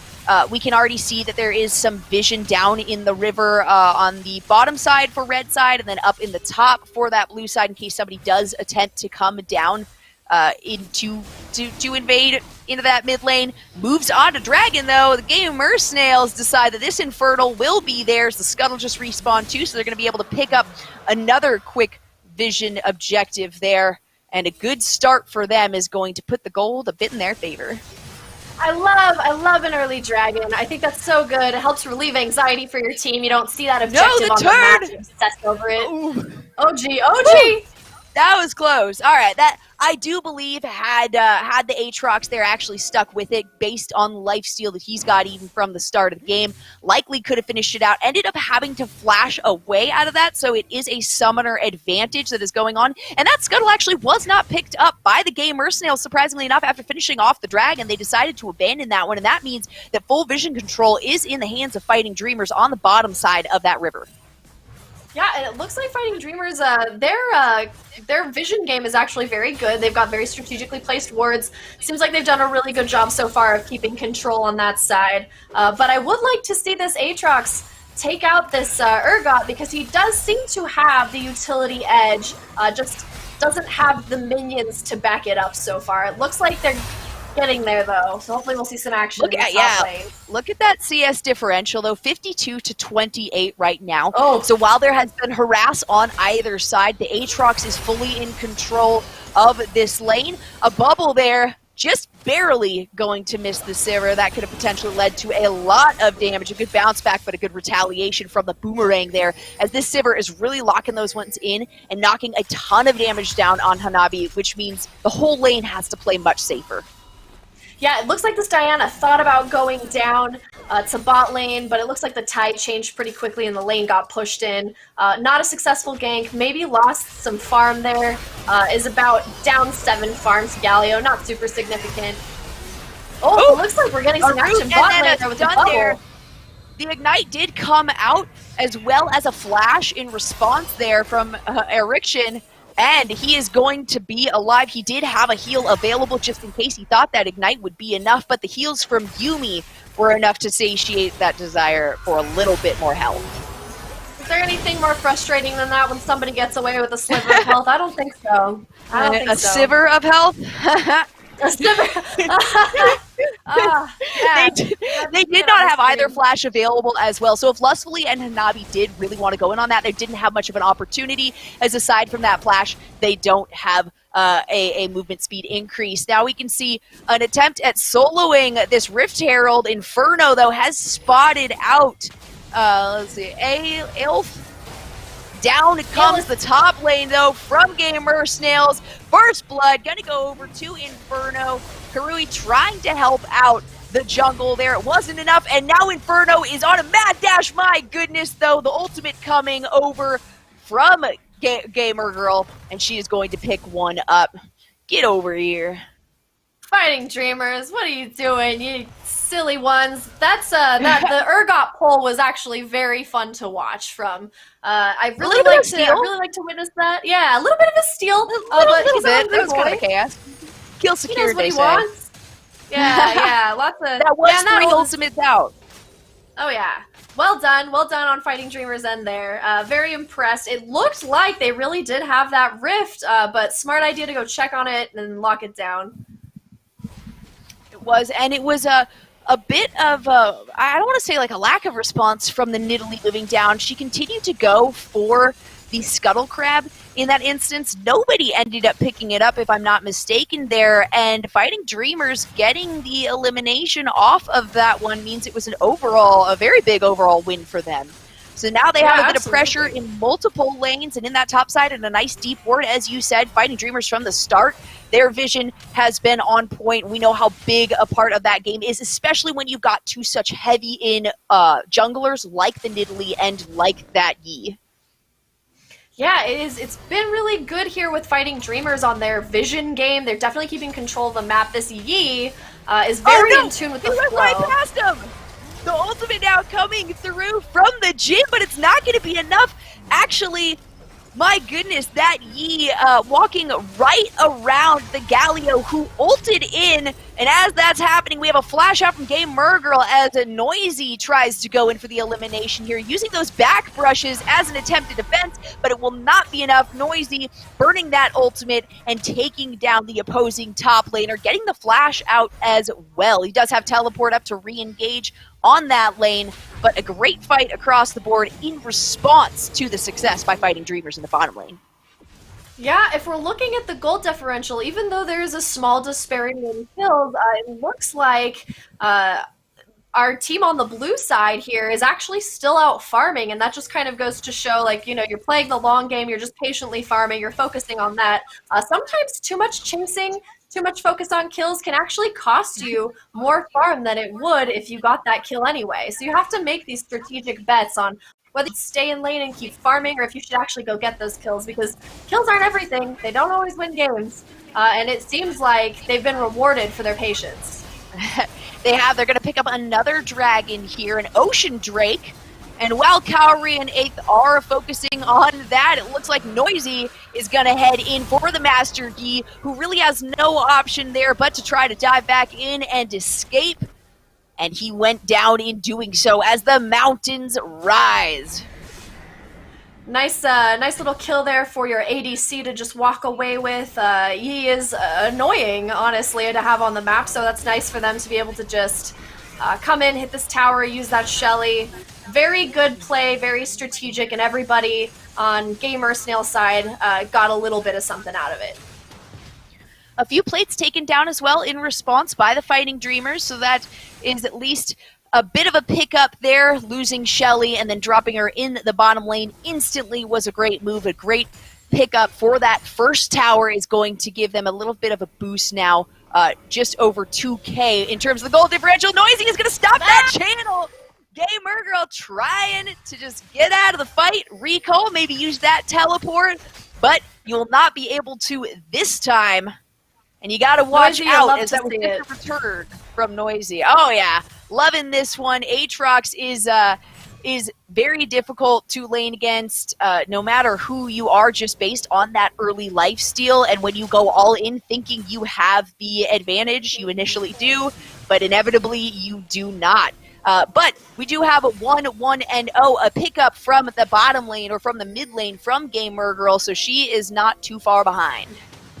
Yeah, it's starting to even out here. People's strategies are starting to pay off, their strategy bets, but the Aatrox is really rough. Falling behind that far-end farm really does make a huge difference. You're right about that when you mentioned it earlier, that the farm differential is really causing GameMurgirl to suffer quite a bit in this lane, fall further behind. Hopefully they can get a jungler up there, relieve that pressure for GameMurgirl at some point. And that's not a lane that they were really expecting to have to send the jungle to, like we talked about before the game even started. The majority of that jungle focus is going to be, ooh, what a spear there, and an all-in, but a flash away from Inferno. He does not want to get caught out. Luckily, he has the mobility to avoid that, and just barely dodging that spear, as that likely would have led to his demise there. In return, though, they're going to jump over onto the Diana. A couple missed stuns. The ultimate actually coming out from the Nami, that tidal wave not hitting anybody. The bubble to follow it up. A couple flashes out in response as well. Only one out from the side of GameRSnails. A few more summoners coming out. And that's exactly what they wanted with that hard push. Unfortunately for Corrosivity, trying to go in to defend the Yi. Yi didn't really need it. Ended up getting caught out in her own jungle. That's never a good feeling. And now there are some good deep wards from the blue side in that red jungle. Yeah, the vision game has now turned in the favor of GameRSnails. Like you kind of see the ebb and flow as you start to control the jungle. But really impressed with Aelith's map awareness. Very impressed with the way that they follow up, and most people underestimate that mark that Nidalee puts up, the devastating damage that she can do when she transforms. Looks like we've got Jhin in the mid lane here, trying to help out with the Sivir situation. Oh yeah, now that his tower, or his opposing tower, has been taken down, I guess first one of the game, does mean that he's able to do a little bit of roaming, but now they have to be a little bit cautious as that bottom lane turret on their own side is quite low. We've got a Yi invading in the jungle, seems to like to do that, trying to go over, steal those raptors away, grab a few of the objectives, take them away from this Nidalee, who is doing quite well in CS over the Yi. This is the point where he starts to even things up as he is able to just dash in, do tons of damage, and dash out. And he's actually going to stay there and try to potentially invade down here. There is a ward in the tri-bush. He will be spotted out. Noisy now going to back up a little bit as he can see Inferno on his way down below. A great defensive ward there. And this Yi is going to continue to set up in preparation for this upcoming dragon, as they don't want to give a third one over now to the Gamer Snails this early on. Yeah, 3 dragons it's too much to lose. I don't think that they can possibly afford to give that up. It looks like he is actually vertically coming down here to try to set up for it and secure it for his team, because they do need that resource. The gold disparity is growing larger and larger as Gamer Snails prove that they can out-farm Fighting Dreamers. It is even in the mid lane, and Diana has a bit of an advantage here, at least in terms of 2 assists compared to 0 on the side of that Galio, but Galio has so much utility coming later into the game, invading with that hero's entrance of an ultimate there, and instantly Fighting Dreamers jump onto that Mountain Drake. They do not want to let a third one go over to the hands of the Gamer Snails. They are going to dive in though. Red team taking the dragon. Here comes the hero's entrance. Does not hit anyone, but they're able to instantly take down Inferno. Noisy's going to use that ultimate, flash in and try to get the kill. The ultimate from the Yuumi coming out, not getting any stuns down, as Kurosivity, Erikshin, and Yokia are the last members alive on this team. So much damage coming out from this Nidalee though. One good spear is going to be absorbed by the spell shield from the Sivir, and then a flash out to avoid the stun, the lockdown there from the Q on that Jhin. A very successful fight there for Gamer Snails, even though they did lose the tower. Or sorry, the dragon. They, you could tell they were upset about that dragon. They definitely wanted it, and then they went out for revenge. They got a little bit of it. Fighting Dreamers is definitely playing for the long game. They're trying not to engage. They're trying not to give away too much. They got the dragon. They got in. They got out, or they tried to get out. Lost a couple. But honestly, I think a good play by Fighting Dreamers. Despite the casualties, they really, really needed that dragon. And that is going to help them with objectives, getting that gold ahead. You know, they are starting to fall a considerable amount behind here. Not too far in terms of CS in some of these lanes. You know, they're very close in the bottom lane here and ahead in that mid lane. The top is definitely where this team is hurting a bit more. We are now at the point of that top roam down, even though neither of those top towers has fallen quite yet. So more focus towards this top side, as some heavier objectives are also going to begin spawning up there here pretty shortly. And now we can see this Sivir trying to make a little bit of a move, but the Gamer Snails may be able to catch her out. A few pings coming out in regards to a spot there. No moves taken. The Yi is in over his head possibly though, and there it is. Just off screen, getting taken down by Aelith. Aelith. I don't know. I'll say I'm wrong. Sorry, guys. Much like their namesake, Fighting Dreamers is trying really hard to keep it together, not tilt, be patient, and invest in what they're doing, but oof! Oh my! No way! Oh my god, Lustfully getting the elimination there. 2 tower shots at the end will spell the demise of Erikshin, and in the meantime, we just saw the top laners, or 2 members in the top, go down there under their own tower, as the Yi is just getting hit really hard here, sitting at 1, 3, and 1. A couple good bounties as well on the heads of some of these Gamer Snails. 3-0-3 Aatrox is not good, though. I mean, it's good for him. Yeah. Oh yeah, it's great for him. That's a great investment. That's a solid champ that really can carry games if given the chance. And plus, you know, in 1v1s, people always underestimate his utility. That's the importance of knowing the champs that you're playing against. If you don't understand that, you know, even an Aatrox with a sliver of health is not really as he seems and can actually get all that health back and destroy you, it's one of those things that you just really have to pay attention to. So far, they have underestimated him. They've attempted to target him, and he's just been gathering up these kills very subtly through the game. Now he's going to become a problem. Yeah, it's not going to be subtle from here on out, I can tell you that No. much right now. Aatrox later on is one of those champions that becomes just unstoppable. The amount of lifesteal, the amount of innate lifesteal that he has on himself means that even if it is, you know, a 5v2, he has a huge advantage. Unless his focus is really bad, if they can get a nice engage on him, they can definitely make something happen, but it's a little disconnected, it appears, when these fights do happen, when the Aatrox does engage from the Fighting Dreamers. They have picked up a tower now in that bottom lane, but there's still solid pressure having the first 3 towers down in top, mid, and bot for the Gamer Snails right now. Yeah, they definitely have an edge and they have the momentum. Their rotation is actually going really well as well. You've got Aatrox on bottom, they're just trying to farm up, and then you've got your Jhin on top, just doing what he does, trying to keep it together. It seems like Gamer Snails are being very careful about the advantage that they already have, and they're just trying to, you know, gather their momentum, not making any crazy decisions.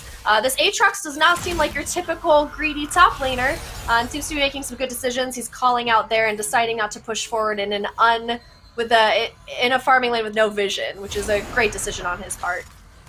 And once again, Fighting Dreamers got the opportunity and threw down some great both defensive and aggressive vision there. Hopefully that will lead to some nice interruptions for them. Otherwise, Gamer Snails are just going to take advantage of everything they have. That gold differential is not too high considering it's 22 minutes now into the game. The pickup on that Mountain Drake was pivotal for them, and so now they're doing the exact same thing that they did last time. Immediately as that dragon spawns, begin the engage. We're far enough in the game where it should be melted down relatively quickly, and having another Mountain Drake already on their side will help.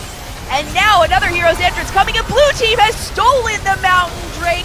An ultimate to come through. The Galio attempted to do his best. Aelith on a rampage, getting the pick up there. Another flash in from the Aatrox as he ultimates out, and a double kill as the spear hits that final member there. Now, Corrosivity getting taken down by Cowrie as a phenomenal split occurs from the members there of Gamer Snails. Yeah, the only situation in which you should try to challenge that dragon is if their jungler is dead. The gold disparity is enough, the dragon disparity is enough. They cannot win a team fight right now. It's not safe. Objectives are not yours to take at this time, unfortunately. You just kind of have to be patient and not worry about it too much. It looks like they're starting Baron. They know about the team fight disparity. They know that they cannot be challenged in this situation. The only way that they'll lose this Baron is if it gets stolen. And they do have the Aatrox now holding off that mid lane. We can see Sivir moving down. He did 1v1 Inferno there, who got to about half health and did almost nothing to Aatrox. And that is going to be enough to allow Gamer Snails here to finish off this Baron with no interruptions from the enemy team. That is how much of a presence Noisy is currently offering on this Aatrox. And he's going to BM so hard, just steal that blue away from this poor Master Yi, who has really just been shut down time and time again. Yeah, truly demoralized. He definitely he's definitely done his best here to try to keep control of the jungle. Has been a strong presence on the map, but unfortunately this Aatrox is starting to dominate and make himself known. I do like the sleight of hand where you can see one champion but the other 4 are gone and you forget that they can get Baron that way. They definitely use that to their advantage and managed to chase away the other team from even realizing that Baron was an issue. Yeah. Even if they knew as well, really nothing could be done there. The only opportunity they had is as they spawned, because 3 to 4 members went down in that previous fight right around Dragon, which was stolen by Gamer Snails, keep in mind, and then immediately moving up to pick up there. That is 2 massive objectives that have just gone over in their favor. That's going to allow them to push, get a 4th tower here, and this is where the gold disparity really becomes intense here for Fighting Dreamers. They're already behind on the priority lanes that they want some advantage in. and they are not finding anything. 13-3 is the kill spread across these teams, and we're still sitting at a deathless Aatrox. That's never a good thing unless it's you. Right, yeah, and we're definitely, again, the gold disparity huge. It's not unwinnable, again, if they start to get lazy, if they start to stop, if they don't just keep up the pace and the momentum, there is always the chance of a snowballing Diana, a snowballing Yi. There is always a chance that there is something that can be done about this, but 13-3 with the 10k gold disparity at this point, it's a lot. It's a lot to look at. I don't blame them if they're getting discouraged. Whew.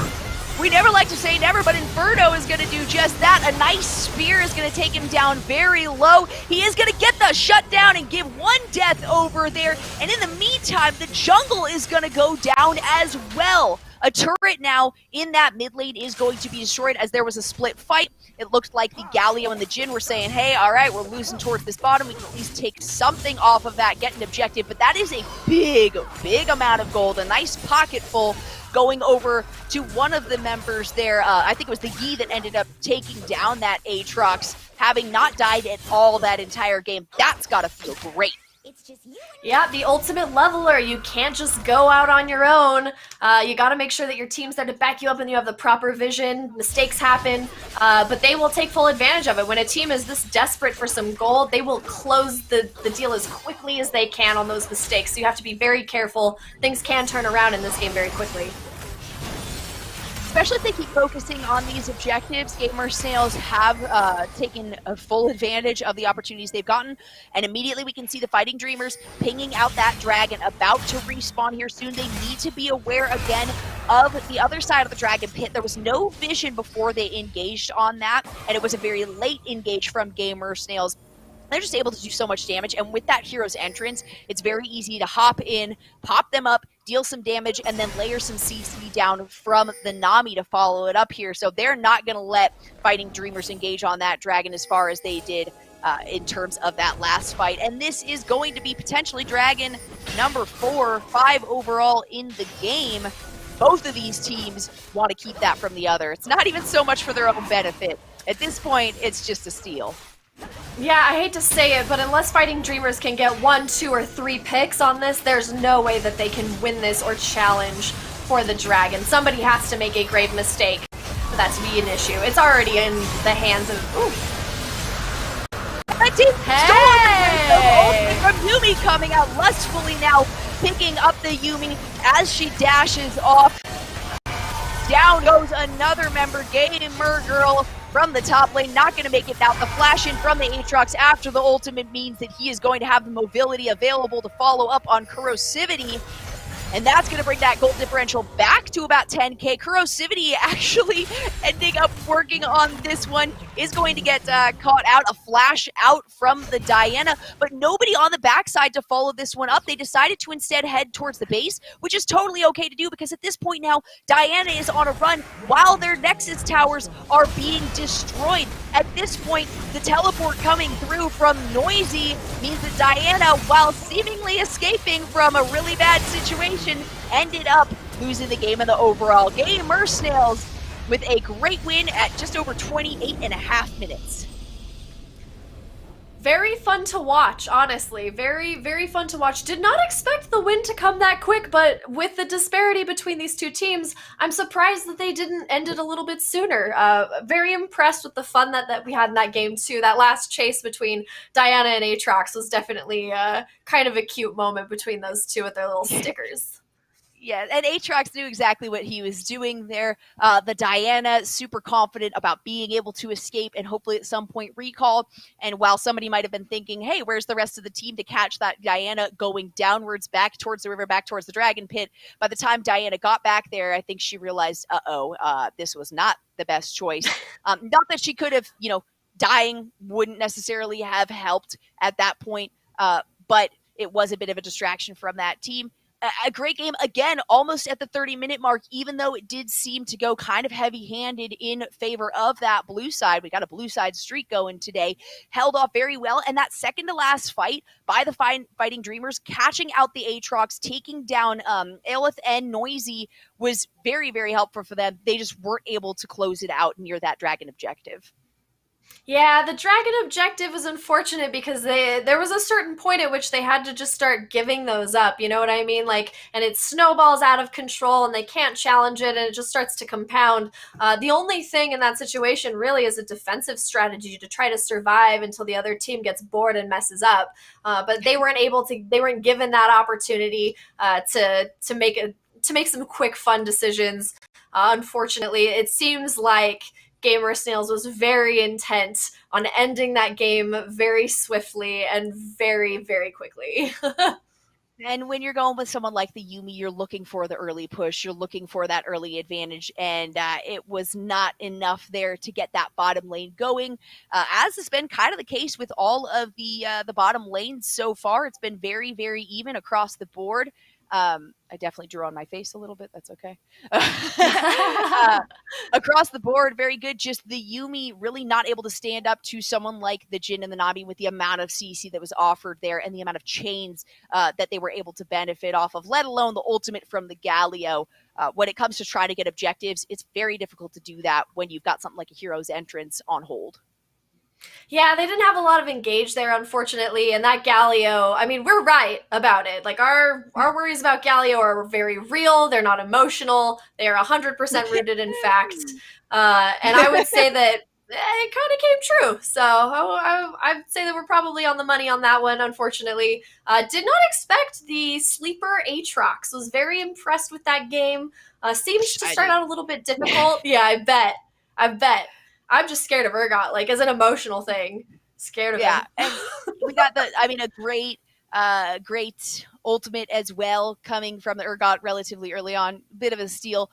Some really good invades as well from Inferno on the Yi, but he didn't have quite as much of a backup from the rest of the team as a quick rotation, not a quick enough rotation from either the top laner there, the Urgot, or from Corrosivity on the Diana there. But that means that we actually have a team who is going to oppose the team that we've seen take down a couple others here. So Gamer Snail is going to be going up against the Sailor Scouts. This is what I'm intrigued on, because that Aatrox is something that can stand up to Prothean, who has played the Volibear 2 times in a row and been, dare I say, devastatingly successful.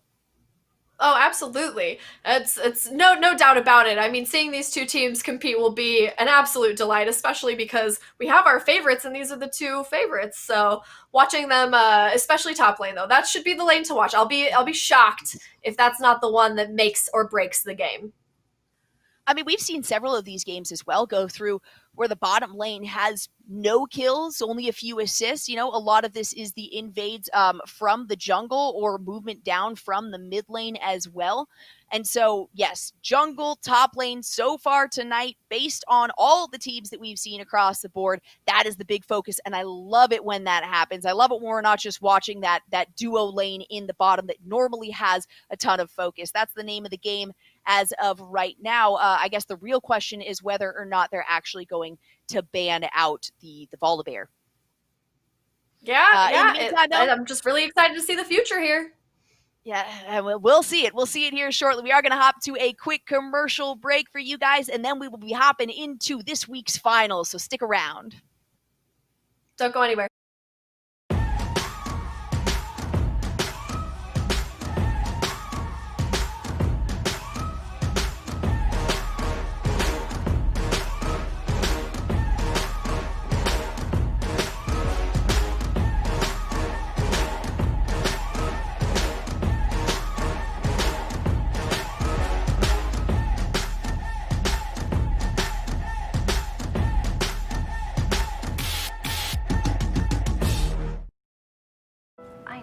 I'd feel this way. No, don't hold on to me. It's all worth it. Ladies, Chris? I hear that's really bad for you.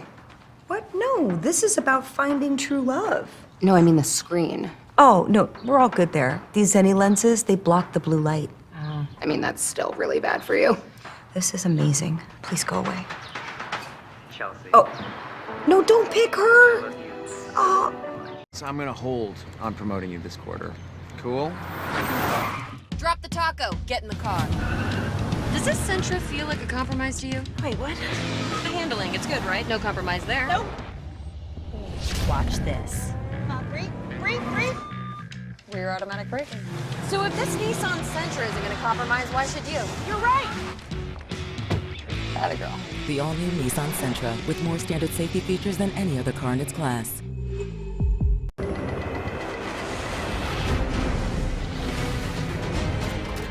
It's not just the ships, the armor, or the aircraft.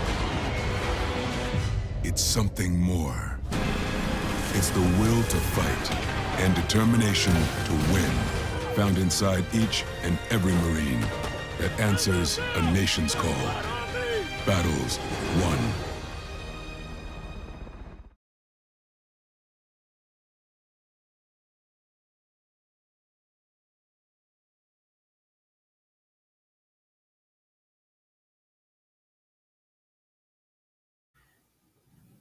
Hello and welcome back, and a very exciting welcome back as we are now on to the finals for today's tournament. We've seen 3 riveting games, 2 of them including one of these teams that we will see here in the finals, Sailor Scouts, and the last game was a semi-final game between Gamer Snails and Fighting Dreamers. Gamer Snails taking that one pretty heavy-handedly, so an exciting matchup between Gamer Snails and Sailor Scouts. What do we expect to see here, Kari?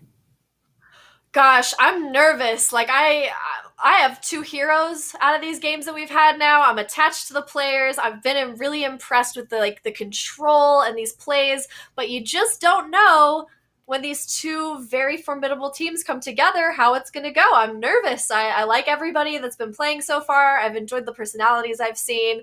I don't know how to pick favorites. I don't even honestly see. I can't analyze a mechanical difference between the 2 of them. I'm excited to find out what happens. And very, very heavily focused on the jungle and the top lane. That's a lot of what we saw, the Volibear, the Elise, and then the Kayn, who was picked up there by Prothean, and then forgive me for forgetting the something about a flower, maybe. Golden flower. Golden flower. Hey, I got part of it right. All right, I'm proud of myself there. So going into this next game, we're going to see a lot of aggression. Obviously, that's what we saw from these, still lasting around 30 for the 30 minutes for those games. Almost down to the letter, honestly. Seriously, all of these games, and even though they're seeming pretty heavy-handed, there are lots of great turns by the team who is a little bit on the downside there. Volibear, I'm fingers crossed. I know the problem is these guys have games going while we're broadcasting. They are still playing, so it is unlikely that they have seen the prowess of that Volibear on Prothean. And then Goldflower so far has shown us multiple, and in fact has banned out both of, oh my gosh, this is how confident this person is. Goldflower, both champions played tonight have been banned out, the Elise and the Kayn. Gamer Snails starting out with a Veigar and a Galio. Is that a BM that I see there? I think right? that kind of feels like it. And yeah, Ahri, I mean, I'm not going to say it. Oof, pan on the oof. Ahri, they are banning out their own champions right now. I mean, it can't be a BM because these guys didn't technically see them play these champs. But, and you know what? You know what's funny is you're on the other side. We have a couple of self-bans as well from the Gamer Snails going, having the Galio and the Nami in that last game, banning them out as the last 2 Phase 1 bans. Both of these teams confident enough to just get rid of what they just won with. Oh, never mind. Wait, names were on the wrong side. So they know. Oh, they know exactly what's up. Alrighty, a little bit of scouting has been done by both the Sailor Scouts and the Gamer Snails. So we may see just a whole new setup here. No Volibear ban, though. I would expect it, and nothing less from either of these teams to at least have a small insight into what's going on. It seems like most of these teams have gone in blind, but they have a small inkling of what they're looking at, especially with Goldflower banning that Elise, banning that Kayn. Who knows what they have up their sleeve? I'm really interested to find out what Goldflower is, because, generally, most League of Legends players who aren't pros have, a pool of 3 to 5 champions that they specialize in, where the last 2 are usually not so great, so we'll kind of see what goes on here with Goldflower. I'm interested to see. They've kept impeccable control of their map. So, the Nidalee again. I'm very excited to see that one.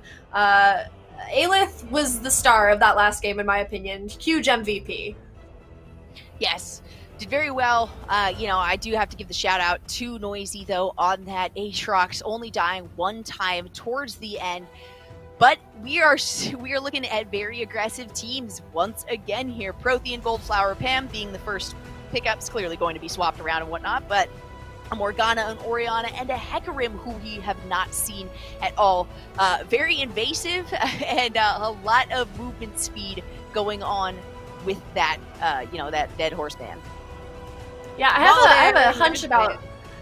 There it goes. I have a hunch that Lustfully probably has a very good track record with Jhin, because that seems to have been a priority there. But Prothean getting the Volibear ban, I was surprised that didn't come sooner, but it seems like Goldflower is the bigger threat as far as like mobility and the ability to affect the game. I mean, top lane is kind of solitary in its own right and can't affect the game too much at the beginning of it, so... We will see exactly what else they pick. A set.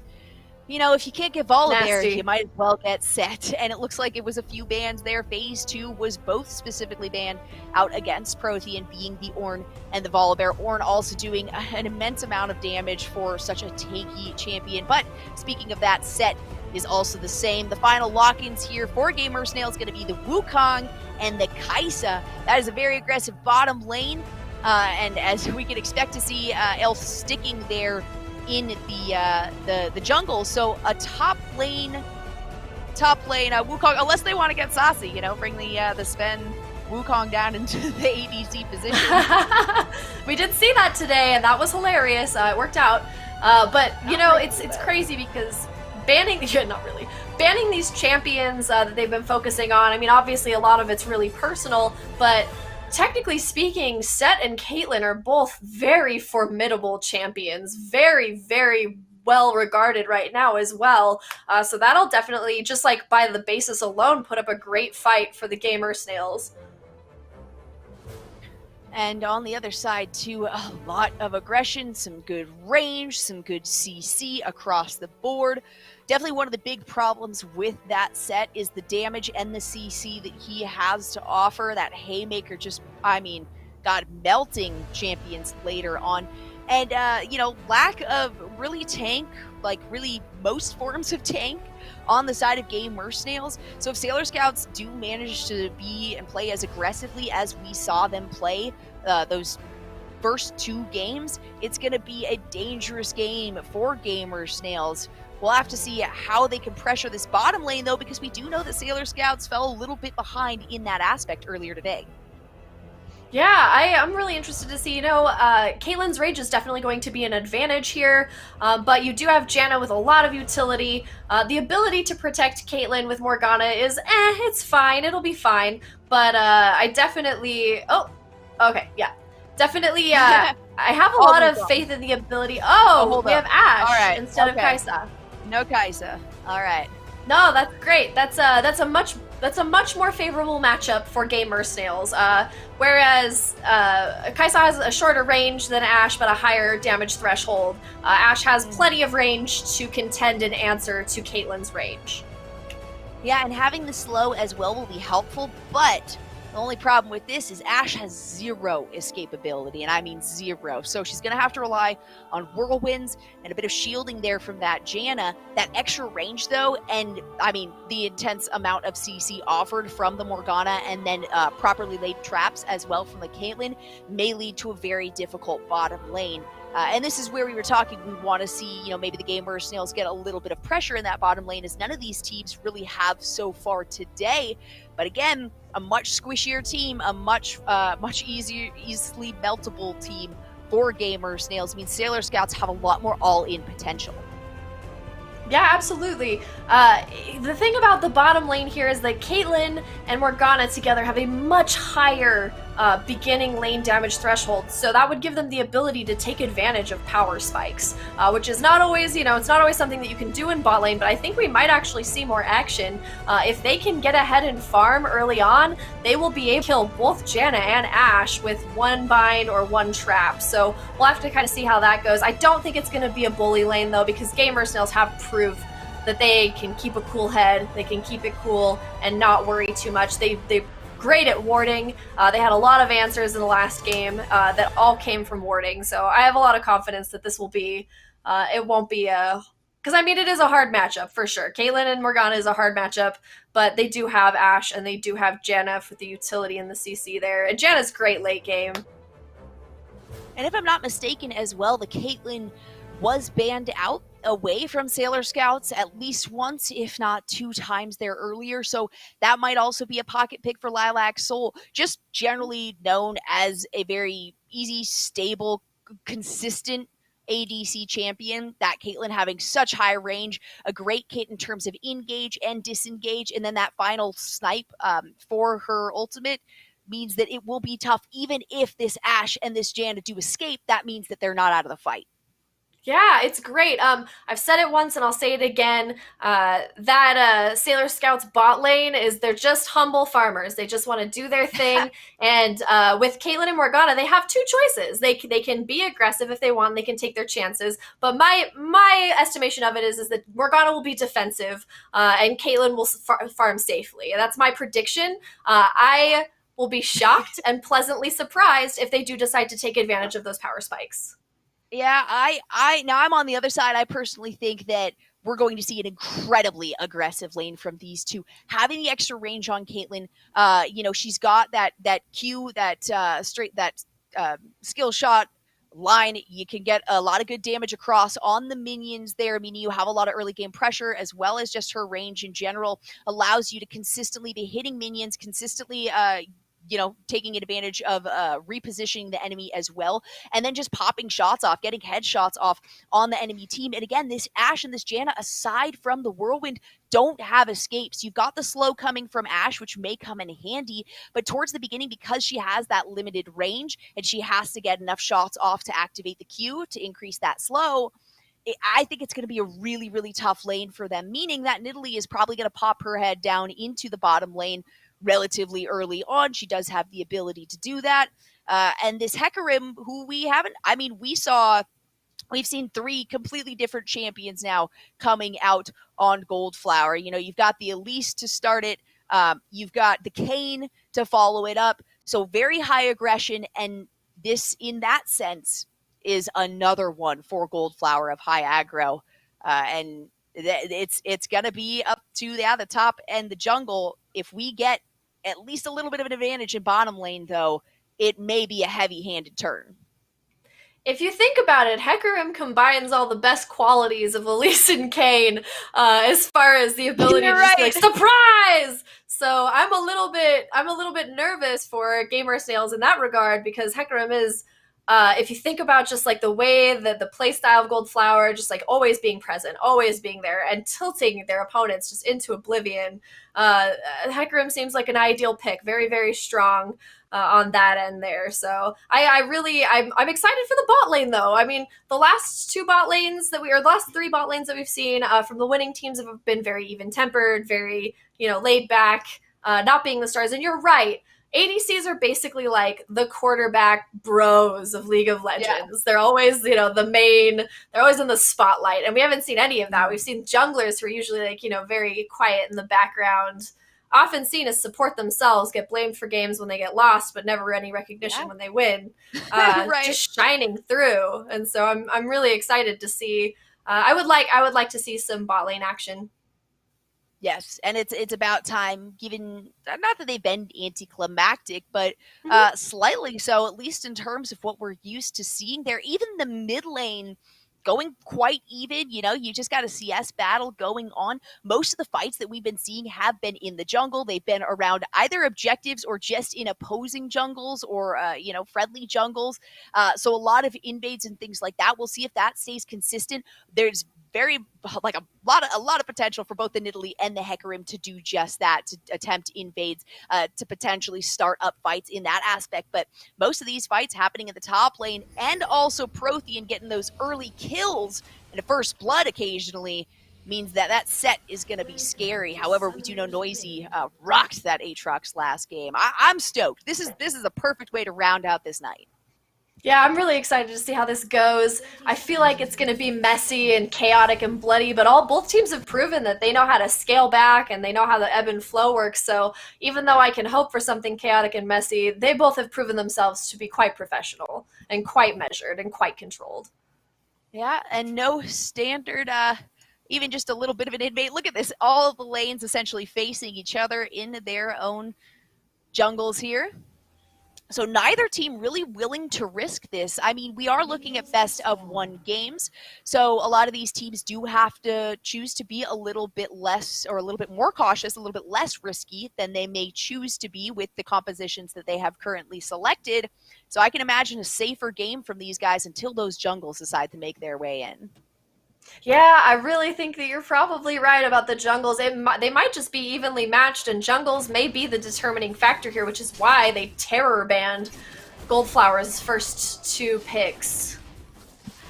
Yeah, definitely not something you want to deal with, that Kayn.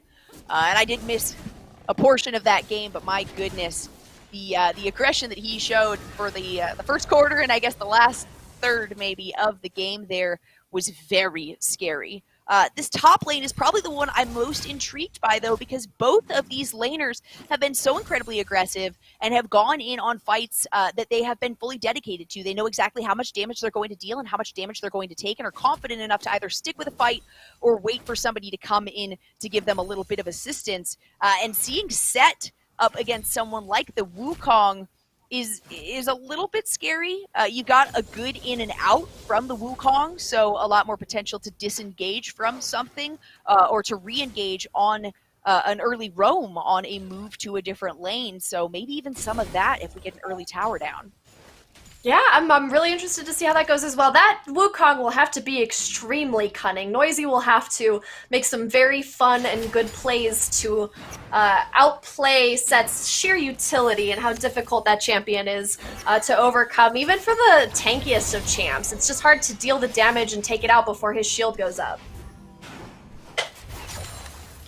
We'll see how it plays out. Wukong having a little bit of a pushback here as the Sett pressures that top lane. Already has a little bit of a CS advantage. Really nothing else in any of these lanes. And as I was thinking, you know, that early push from the Sailor Scouts here, that Caitlyn having the additional range, and also just the presence of a Morgana will push a whole lane back. If you don't have an immediate response, having a Janna and an Ashe really is no immediate response if you get a binding.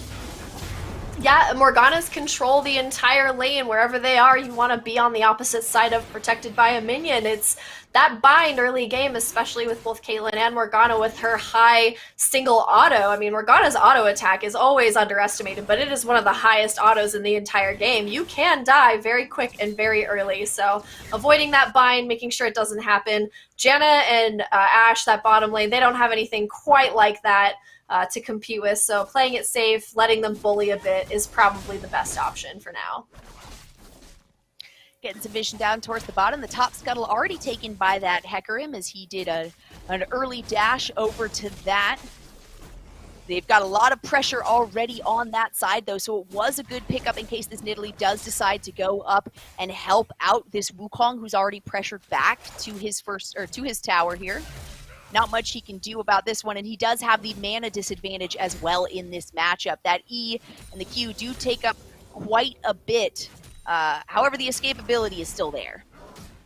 Yeah, it looks like Hecarim was the first to clear jungle there. Nidalee is not struggling, though. They're both doing great and keeping an eye on everything.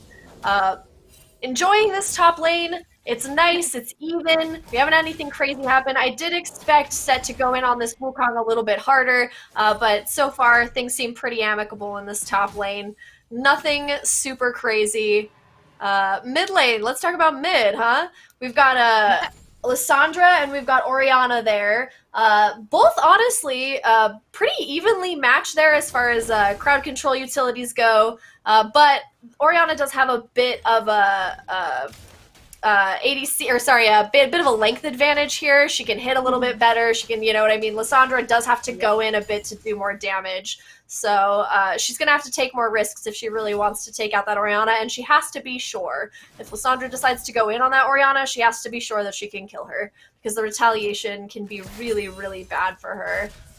Yes, and the 1v1, you know, once the ultimates are up, Lissandra does have a bit of a benefit in terms of that, but if there's any sort of invade, it's also a lot of utility coming from the Orianna ultimate there. So hopefully there's not some bad timing, at least in terms of Lissandra. They're already Noisy getting down very, very low. Prothean taking quite a bit of creep damage on that one, but hey, he's a set. He's okay with it, doesn't mind that, and still a lot of pressure there up in the top lane. A great maintenance, though, on keeping that CS even. Feeling really good about Game Mercenails. Yeah, getting that dragon there, Nidalee not locking that one down. Both Hecarim and Nidalee are extremely mobile champions. Nidalee gets a speed boost through bushes, so is managing to keep up with Hecarim, which is a remarkably hard task. So already pretty impressed with that performance there. Grabbing the dragon was a great idea. Doesn't hurt at all to get that on the board beforehand. Mid's a really relaxed lane right now. Not too bad. You're right. Lissandra, I think, has more brute force power than Orianna does. All things considered, and maybe these, I don't think anything's going to really heat up there right now. Some pings coming out towards the top side. And, yeah, and the Hecarim also on the other side has incredibly fast time, so Nidalee's doing a good job of also a quick clear, but Hecarim being one of the fastest in the game there means that I was expecting to see a bit of an earlier invade. They've got some good pressure in most of these lanes, though, mid being the only one that is, you know, relatively comparable across the board. So not quite the need for an invade yet. He's just going to try to get a couple items before hopping into a lane, and that's a good sign for both of these teams that we haven't had quite as early of a first blood that we've seen throughout really the entirety of the night. A very, very even start. Hoping for a long, very even game as it's already starting to appear. Yeah, both of these junglers, these teams, this is the sign of really good players, is when they give their junglers, when there's no clear advantage, when they give their junglers time to invest and time to farm and time to just make strategic ganks. It's a very respectful thing to do, to, you know, not feed your lane and not be too aggressive, just kind of farm, get through it, and make sure your jungler can start making strategic moves that begin to shape the game. Giving your jungler the keys to the car here is really important. And both teams, because these are definitely on the more mature side of a team as far as gameplay goes, they're both doing the same thing. They're both putting their faith in their junglers and their ability to create advantages. None of them are really taking any crazy risks.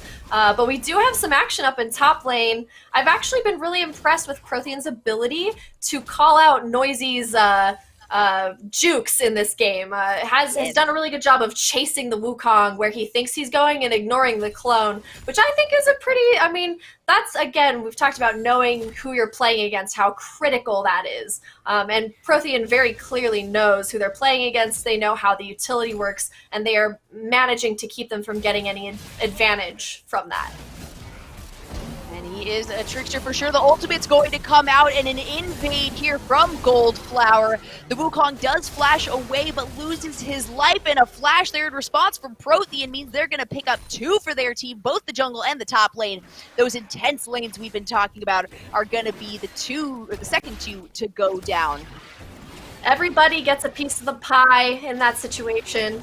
Nice way to spread out resources, especially this early in the game.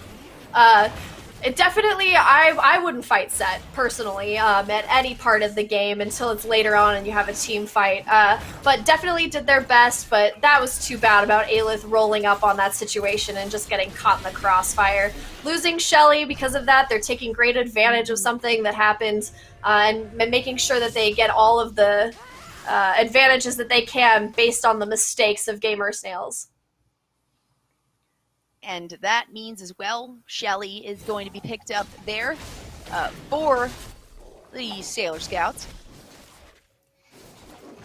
You know, things aren't really that dark for Game Mercenails. They're definitely still playing to the same advantage. Just get caught out. It happens sometimes. But the junglers are starting to, they've gestated for long enough. They're starting to make moves. They're starting to, slowly come out of the shadows. Aelith needs a little more time to cook than Goldflower, which is something that they took advantage of. They knew at that moment that Nidalee was not formidable enough to go against that duo there, Set and Hecarim. And a phenomenal response, too, from Goldflower there to follow up that fight. He was already there looking at the Rift Herald, who has been summoned in the mid lane, able to get the one charge. Still, all towers up across the board. Currently, the advantage in favor of the Sailor Scouts, as they have some solid damage in that mid lane. That's likely where their pressure is going to go, but everybody now pinging out this dragon. Nobody wants to give it up. Such a hot point of contention, especially with the Gamer Snails picking up that Cloud Drake uncontested here. Now we have an Infernal. Both of these teams could certainly do with that. I don't think that Gamer Snails know that that Goldflower is in the bush. I think that they are under the impression this is a different situation, and now they're probably going to end up paying for it, unfortunately, because Goldflower knew when to hang back long enough to try to take advantage of it. Luckily for Gamer Snails, that didn't end in fatality. That was some good pathing there by Elf. In response, he prevented Goldflower from catching up to him, and his spear as well, knocking down Neculime, knocking down Neculime almost half health with a single spear. That means that they are going to have to keep a really close eye out on where that Nidalee is pathing to, because those over-the-wall blind shots are going to be pretty devastating. There we go. Goldflower, though, knowing that he won't take too much damage, is going to ult in, getting that slow with the smite down on Aelith, who tries to get a little bit of health back and is not successful. So down goes the Nidalee for the second time so far this game, just really not catching a break, even in her own jungle. Yeah, Lustfully with that arrow really did try to help out, but Goldflower did put vision very, very deep into Aelith's jungle, and so that ended up aiding them in knowing where she was and being able to take advantage of that while her team was distracted. And again, with the advantages, sometimes those deep jungle wards will allow you to make plays that will eventually give you dragons, and they know that this is a jungle v jungle game. So Goldflower's beginning to ward inside their jungle, make these subtle attacks, whereas Aelith is still trying to gather enough coin to be competitive. And now with the mountains rising as well, you've got a lot of mobility from both of these champions, so a lot of potential sneaky ins and outs here. We've already seen so much invasive movement from Goldflower here, really utilizing the Ghost Smite that he has as is pretty standard for Hecarim there. So movement towards those scuttles, towards the next scuttle will be likely. Really not a ton of pressure being placed on any one lane in particular, as the one who's gone down the most is that Nidalee in the jungle. And this Hecarim hasn't gotten supremely far ahead in the meantime. There's still so much pushback available as that gold differential has not expanded too far. Yeah, we know this is a jungle game. It is definitely like the lanes are just arms on this giant robot here. I mean, it is a team game, so they're all trying to kind of Voltron into something that will win them the game. And right now, Hecarim's definitely the brain of his team. His teammates are really behaving themselves and only taking advantage when it's a very clear win. They're not taking any risks at all. But both teams are doing that. Game Mermaids have just, the only issues have been like getting outplayed on vision, where Goldflower just happens to be able to make these incredible plays by setting them up in advance. It's definitely still evenly matched. Everybody's still, we missed a kill up in top lane there with Noisy. Oh my goodness, and another one to follow it up as once again the top laner and the jungle go down, this time on the side of the Sailor Scouts. So Gamer Snails finding ways to increase leverage on their side and even things up a little bit in their favor, and that means there's less than a 2k gold differential here, which is great after the plates have gone down. We have to consider that as well. No towers to go down before the 14-minute mark, meaning not all of the plates were taken down, least amount of gold advantage there. Even the mid lane where Shelly came out, where the Rift Herald was dropped, is still standing. So that next Rift Herald will be a huge point of contention. We'll see if that starts any invasive fights, and it looks like Aelith does want one here. The ultimate coming out defensively from the Lissandra. or aggressively from the Lissandra. The ultimate in response as well coming out, but not doing quite enough damage there to Kaori from the Ori. Aelith did a great job trying to help the Lissandra. There was a little bit of a disparity there in gold between Lissandra and Orianna. Orianna was starting to bully and pushing out further than her vision allowed, which was what Aelith took advantage of there. Very impressed with Aelith's ability to take care of her laners and make sure that when things start to go, even the earliest signs of things going south, tries to even the scoreboard there for them to make sure that the lanes all stay healthy. Aelith is doing a great job at this jungling gig, very supportive, like kind of like a mom. And even though Pan didn't pick up the elimination by using that ultimate, you got a very short cooldown on that one, certainly shorter than the Lissandra's there. And also that forced her to where she could not push the lane. She could not catch up, or forced the Lissandra could not catch up on CS. And now Prothean is going to be jumped on here by Noisy. The ultimate's coming out from both champions. Prothean doing everything he can to survive, but Aelith came to help Noisy out. And that one's going to go over to the top laner, putting him at a 2-1-1 advantage. These junglers both know that it's their responsibility to make sure that both these top giants feel the pressure. So, looks like they'll be taking advantage. Yep, every single time we see a kill, we always see some advantage being taken, and Shelly is the consequence for Sailor Scouts losing Prothean. Okay, not much they can do in response to that. Maybe if the bottom lane had roamed up a little bit beforehand, but they were already stuck down bottom, just trying to prevent anything from going too far. We do have a slight CS benefit in favor of that Caitlyn Lilac Soul on the Sailor Scouts. But really, same as always, slightly anticlimactic in terms of that bottom lane for both pressure and kills. Yeah, it doesn't seem like Lilac Soul and Neki Lime had any nefarious plans, as usual, just minding their own business, planting the seeds of destruction for the other team. But we'll see. Hecarim, on the other hand, seemed to find out that Wukong ended up using his the Wukong ended up using his flash. No summoner spells available there from Prothean, so a good pickup. However, Shelly means that there will be no response from Sailor Scouts in terms of this dragon. That's going to be an easy and quick pickup for the blue team, snagging themselves a mountain break to sit on top of that air drake. Yeah, Game Earth Snails are definitely they're objective focused, which is really important in a game like this where objectives ultimately are going to win and not kills, because these are two professional teams that know how to win these games. They won't chase. They won't waste time trying to focus on kills. It will always be an objective-focused game, and Gamer Snails is absolutely excelling at that focus. They have laser focus on it. Nobody's worried about kills. Everybody's worried about objectives, and it's really interesting. It's more of a chess-like game than the last few we've seen. Oh, yeah.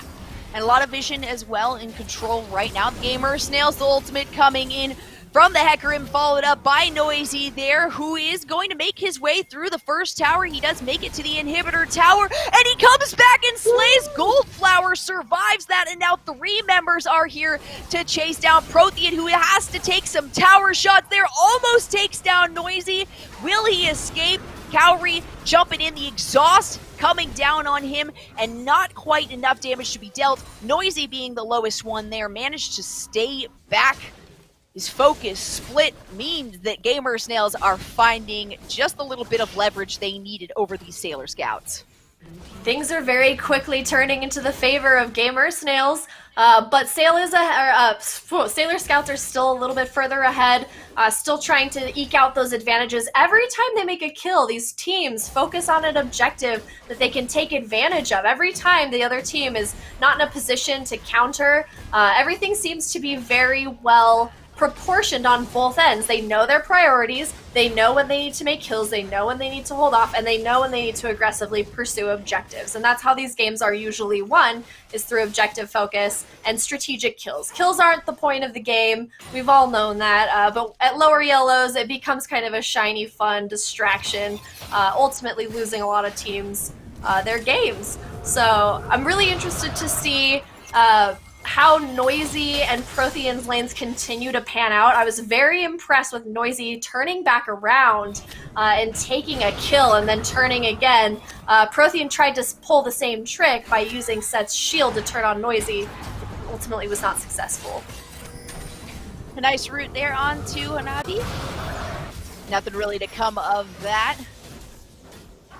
Let's see, that stopwatch is still available in the bottom lane. Still is 0, 0, and 0 across the board. Really no advantage in anyone's favor. All of these dragon fights have been pretty decisive. No real way for the other team to fight back, but oh my gosh, Aelith finding a great spear there. And that's going to be assist, at least in favor of the bottom lane. Finally, some numbers going across the board. And one death to be found there on the side of Sailor Scouts.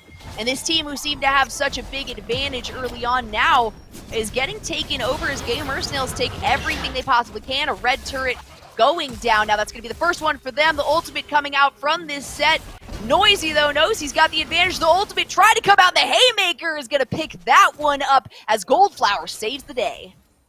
Let's be real, Goldflower didn't even need to go up there. Prothean had that under lock, but it is nice to have the insurance knowing that they are not going to get away and you're going to close that kill and then take advantage of that situation. Nice to see some action in bot lane, right? It was nice to see just a little bit of blood spill, tower loss.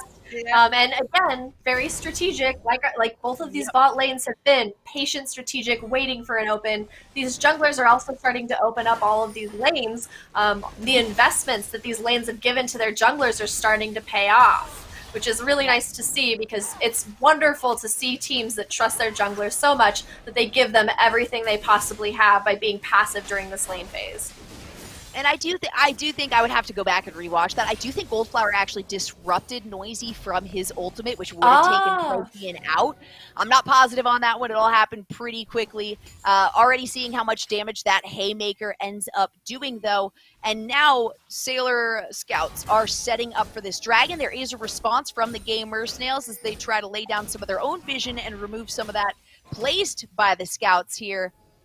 But now at this point, you've got two dragons in favor of the Gamer Snails. You got Sailor Scouts sitting on that Infernal, and this is going to be a very high point of contention for both of these teams, especially as these bottom laners are wanting to move about with one bottom lane tower already going down. A Mountain Drake is going to be our objective here.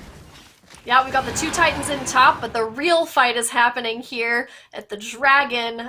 This will be the fourth one of the game. It's anybody's game because we have the same amount of contenders here for it. It's just a matter of finding that pick, making a bad engage, starting the dragon prematurely. It's anybody's game. Somebody has to make a mistake.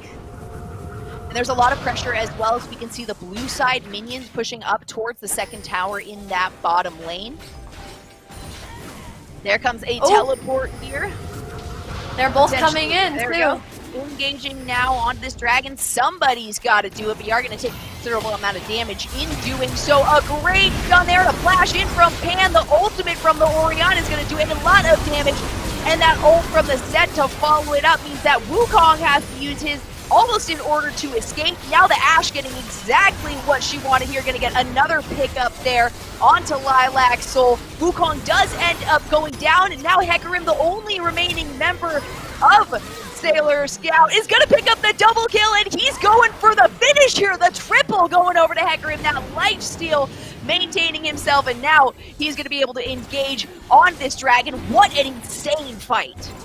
That was absolutely thrilling, and at all the highs, all the lows, everything you want in a dragon fight like that. Very, very impressed with Goldflower's strategic situation there. That could have been a very, very bad play for the Sailor Scouts. Target prio wasn't exactly on point, but Goldflower managed to turn it around with some choice kiting, choice target priority. Very, very skilled player. I would say that the Sailor Scouts owe their entire game if they win to Goldflower. I don't think it's too early to say that. No, I don't think so either, and based on the previous games that we saw, he has been a ferocious contender on the side of the Sailor Scouts. First game, Elite. Second game, running in on that Kayn, so he can really play anyone and anything as long as they've got a very heavy engage. and what a fight to commit to as well. Getting very, very low. Most of the focus obviously going to other members there, but being able to clean up those remaining members means not only the objective goes in favor of them, but now the push and a bit of clear and hopefully some vision placement as well, as we can see across. Games like this that are this close are really just incredibly cool to watch because there's so many subtleties too in the way that they're making decisions. A lot of this is long-term planned. There's no chaos or chaotic part of this game. That both teams have the exact same strategy that they're employing in the exact same way, and it will ultimately come down and has come down to which, like, it's jungler. Like, this is the jungler's game. It's their time to shine, and they're really, really putting the pressure on. Watching Goldflower just dominate the map, it seems like the Gamer Snails have newfound respect for that presence and are trying to create advantages against Goldflower. So we'll see how much focus goes on that from now on, because when you are the last man standing in an ace, you become a target. You become a priority. You become something that the other team will focus on in the future, and that may stunt Goldflower's ability to affect the game. Especially with a triple kill pickup like that, a 400 gold bounty now on his head. I'm kind of surprised he actually recalled after that fight instead of engaging on the Rift Herald there. The Scuttle Crab did go over the blue side, so they would have had vision, and a couple members were down below. But they took the safer opportunity here. They went with the recall. I think they're waiting to either engage with more members or waiting for a response fight here as well, and it does look like this will be their next objective. That top tower, do keep in mind, has only about one hit left on it there, so a lot of opportunity as well for the Gamer Snails to get some good pressure in a lane that would be very advantageous to them. Yeah, it's looking pretty tense here over at Baron too. Goldflower was hunting for a pick, didn't find one, and came out of it. Oh, that spear though! Prothean's like, nah, I'm dodging this. Oh, I probably should have taken that one. Yeah, right? Necky Lime's like, I'm gonna die. Oh, they decided to pivot, so... Another red tower destroyed, though. And like I mentioned, the top tower only has one auto set to it. Even, you know, a minion or two going up there can do enough damage to give them that extra pressure, as it is currently 2-2 in terms of those towers, and a very, very close gold differential for this late in the game. Yeah, Gamer Snails definitely did a great rotation there. Instead of, you know, playing Tinkle Toes around the Baron, they decided to go for an open objective. Ooh, the ultimate in from the Hecarim, though, and then the ultimate to follow from the set. Hanabi surviving and separating that aggression, having to turn back over to Lissandra. Goldflower picking that one up. Noisy now is going to jump in and use his ultimate. He does have the second iteration available. Pan very low is going to be the next target there. The Haymaker, not enough to keep that set alive, and now the Ashe is doing what she does best. Noisy going to pick up the final elimination on that, and a clean ace there for Gamer Snails. Now this is their opportunity to head for that big objective they've been waiting for. Incredible knockup by Noisy, so strategic, going for the back line like that, and just absolutely beautiful. The kind of game we come to expect from these or these tops and these junglers. These are the 4 stars of the game. We've got our tops, we've got our junglers. Everybody's performing optimally. This is exactly what we wanted from these players. Oh yes. And all of these ultimates coming in one after the other really depends on the positioning and the aggression as well that they are taking. A very, very clean fight and clean aggro swap from the Gamer Snails there. That's going to give them a massive push in this game, as we are getting close to 30 minutes, which we have not, I don't believe we've gone really much over 30 minutes in any of these games tonight, but this one we can certainly see surpassing that. Now the Dragon, the next focus, and another Mountain Drake. So these objectives that have been holding on for so long are not going to last much longer to whoever takes this. Yeah, I think with a Baron buff, you should just give up that Dragon and try to take some towers, especially with top as low as it is. But you never know. Sometimes that Drake can push them over the edge. They just don't want to give them any advantage at all. any of these pickups as well. They got 3 bounties from the Gamer Snails. All of these would be very helpful. And having the front line of Prothean and Goldflower does give them a little bit more of an in, but we can see the Cyclones from Noisy are so on point. A showstopper does not stop his show whatsoever. And there it is. The Cyclone's going to come out and hit that backline. He does get rooted during it, is able to pop up a second one. The Lissandra ultimate on the backline splits up this fight. A root down means Set is going to pick up the Ashe there. Goldflower is now on the run. He does not appear as though he's going to make it out. The ignite there from Aelith is going to pick up the elimination. And Gamer Snails have found the advantage they've been looking for this whole game in another Mountain Drake. Incredibly impressed with the CC utilization. The peeling that was done there was also incredible. Protecting your Ashe as long as you could until you couldn't anymore, giving it up, and then going for the kill. Really, really good stuff. And like I said, this is how you watch professionals play. Every time you do kills, every time you have a team fight, you have to take objectives. You have to take objectives. That has to be in mind every time you engage. You can't just senselessly chase kills. There can't just be chaos happening everywhere. These teams know what they're doing and they know how to win, and it is very close. And you were talking about potentially giving up that dragon. Not something they wanted to do, and it was a good thing they didn't.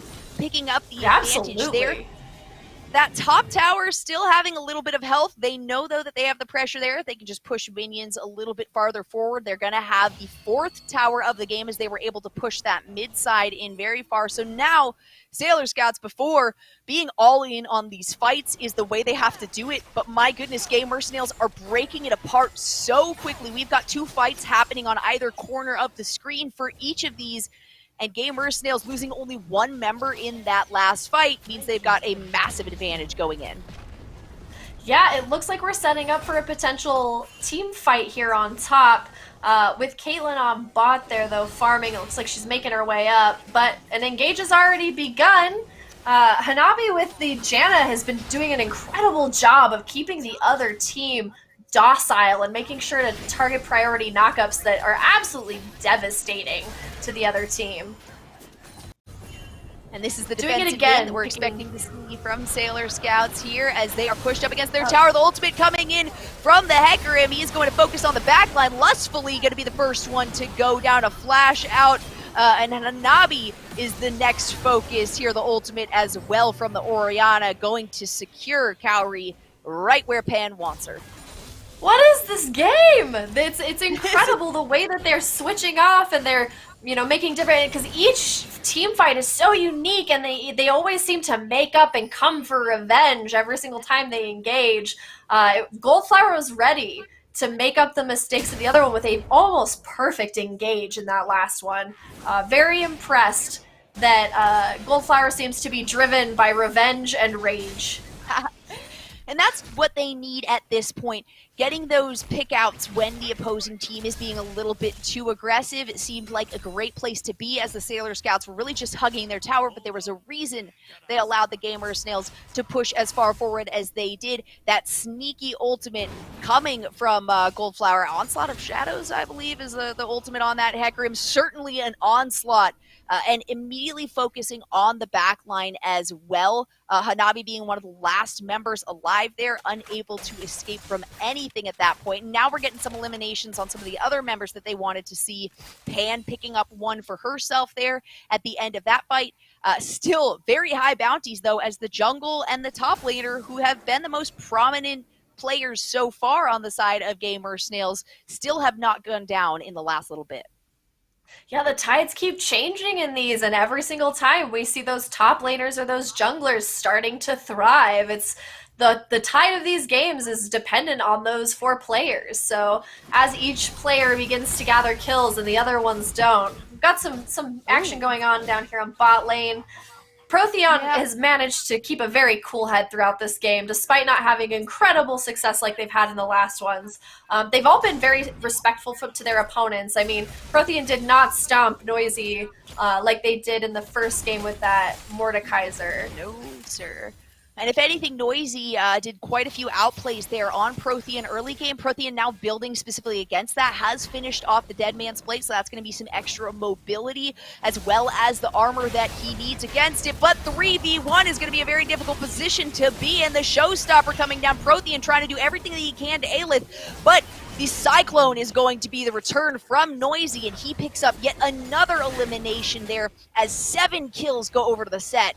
Set is not necessarily an easy one to shut down. You got to do it early, and it seemed like it worked out for them. Sailor Scout, though, having that distraction down towards the bottom, is now going to engage. That hawk shot from the Ash will reveal what is going on, and 3 members of Gamer Snails are right there to respond to this, and that means Sailor Scouts are going to have to disengage from this Baron. Another re-engage. What an ultimate from the Orianna there, and the response ult from the Hecarim. Goldflower taken down lustfully on the back line. The ultimate in response coming out there from the Nami, who had to flash away from that one. So much CC needing to be thrown down onto Goldflower to prevent him from engaging farther on that back line. Essentially 1v4ing, and now they're going to try to go back in. Hanabi now with the follow-up from Cowrie. Goldflower needing to dash out. The ultimate Cyclone coming out from Noisy. He did reactivate it right there. And in comes Prothean. He's got his death stance. He's going to use the Showstopper once more. Goldflower so low. The flash in from Aelith means that he is not going to survive this. And Prothean cannot 4v1. He is doing his best, though. Almost takes down Aelith. But an incredible, that was a full Zonia's there from that Lissandra, is going to save her life and give over, wow, a 4-for-1 in favor of Gamer Snails. Hey, that means they're going to be able to take their 3rd Mountain Dragon, and if they do make it into the base, it will not be long until those objectives fall. Very, very impressed with Gamer Snail's patience and ability to wait until these star players are prone. Wait until Prothean is prone. Wait until Goldflower is prone, and immediately taking advantage of it. It was hard. They had to chase them too. I mean, they made sure that they needed these targets. They absolutely needed these people shut down in order to retain control of the map. These targets have become a priority, and you can tell that they've done their best to make sure they're either isolated or focused. And now we are looking at a pretty big gold advantage here for the Gamer Snails. 37 minutes into this game, a much more hard-fought battle from both teams that we have seen so far tonight. Not that any of the games have been really heavy-handedly towards one side, and this one we can absolutely say the same, as the Sailor Scouts have been able to take a few of these fights for themselves. It was a bit of a risky play there going in 2v4, starting with just the 1v4 on Goldflower, who had to re-engage on that fight, but they want to go for it again.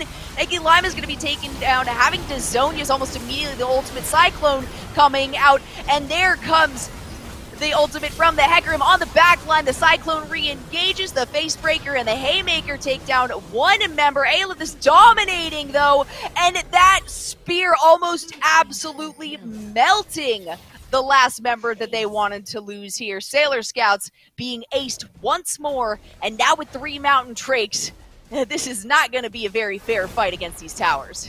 Whew. Yeah, Noisy has made some incredible plays, but that was the one that may have sealed the deal for this game. Things are looking pretty bleak, but you know, this late in the game, one mistake can end the whole thing. That's the nature of League of Legends. The risk just gets higher and higher until you're in their base. Not when you've got 3 Mountain Drakes. That is going to do it for today. 38 minutes and 30 seconds. Gamer Snails take down our other victors, the Sailor Scouts. What an incredible set of games that was, and I'm so glad it ended on a showstopper, no pun intended there, showstopper of a final match.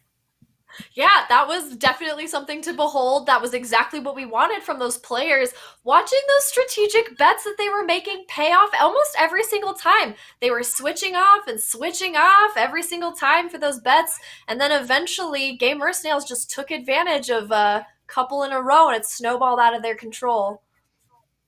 Noisy, definitely one to keep an eye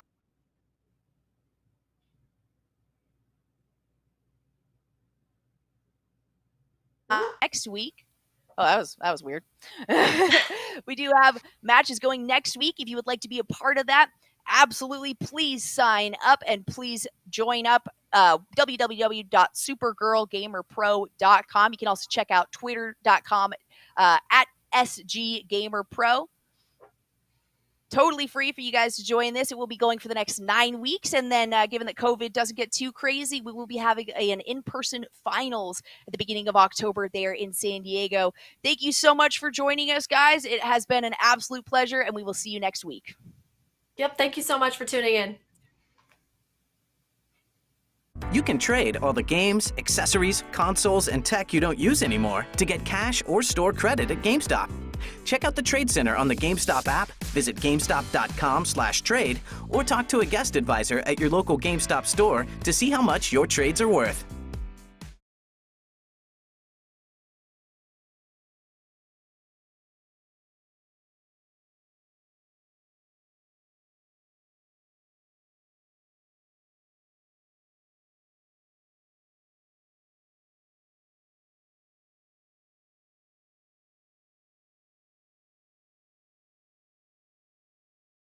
So I'm gonna hold on promoting you this quarter. Cool? Drop the taco. Get in the car. Does this Sentra feel like a compromise to you? Wait, what? The handling, it's good, right? No compromise there. Nope. Watch this. Come on, breathe.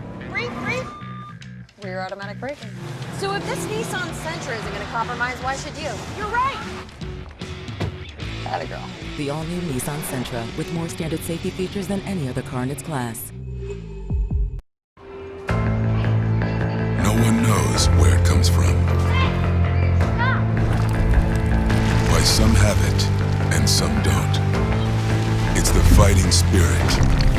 It consumes fear and weakness. It stands ready to fight whatever shape the battle takes. Because as long as there are battles, there will always be Marines. I never thought I'd feel this way. No, don't hold on to me. It's all worth it. Ladies, Chris? I hear that's really bad for you. What? No, this is about finding true love. No, I mean the screen. Oh, no, we're all good there. These Zenny lenses, they block the blue light. I mean, that's still really bad for you. This is amazing. Please go away. Chelsea. Oh, no, don't pick her. Oh. For a long time, we had to prove ourselves. But we always knew what we were capable of. We knew when the time came, we would be ready for anything. Our numbers keep rising. And so do we.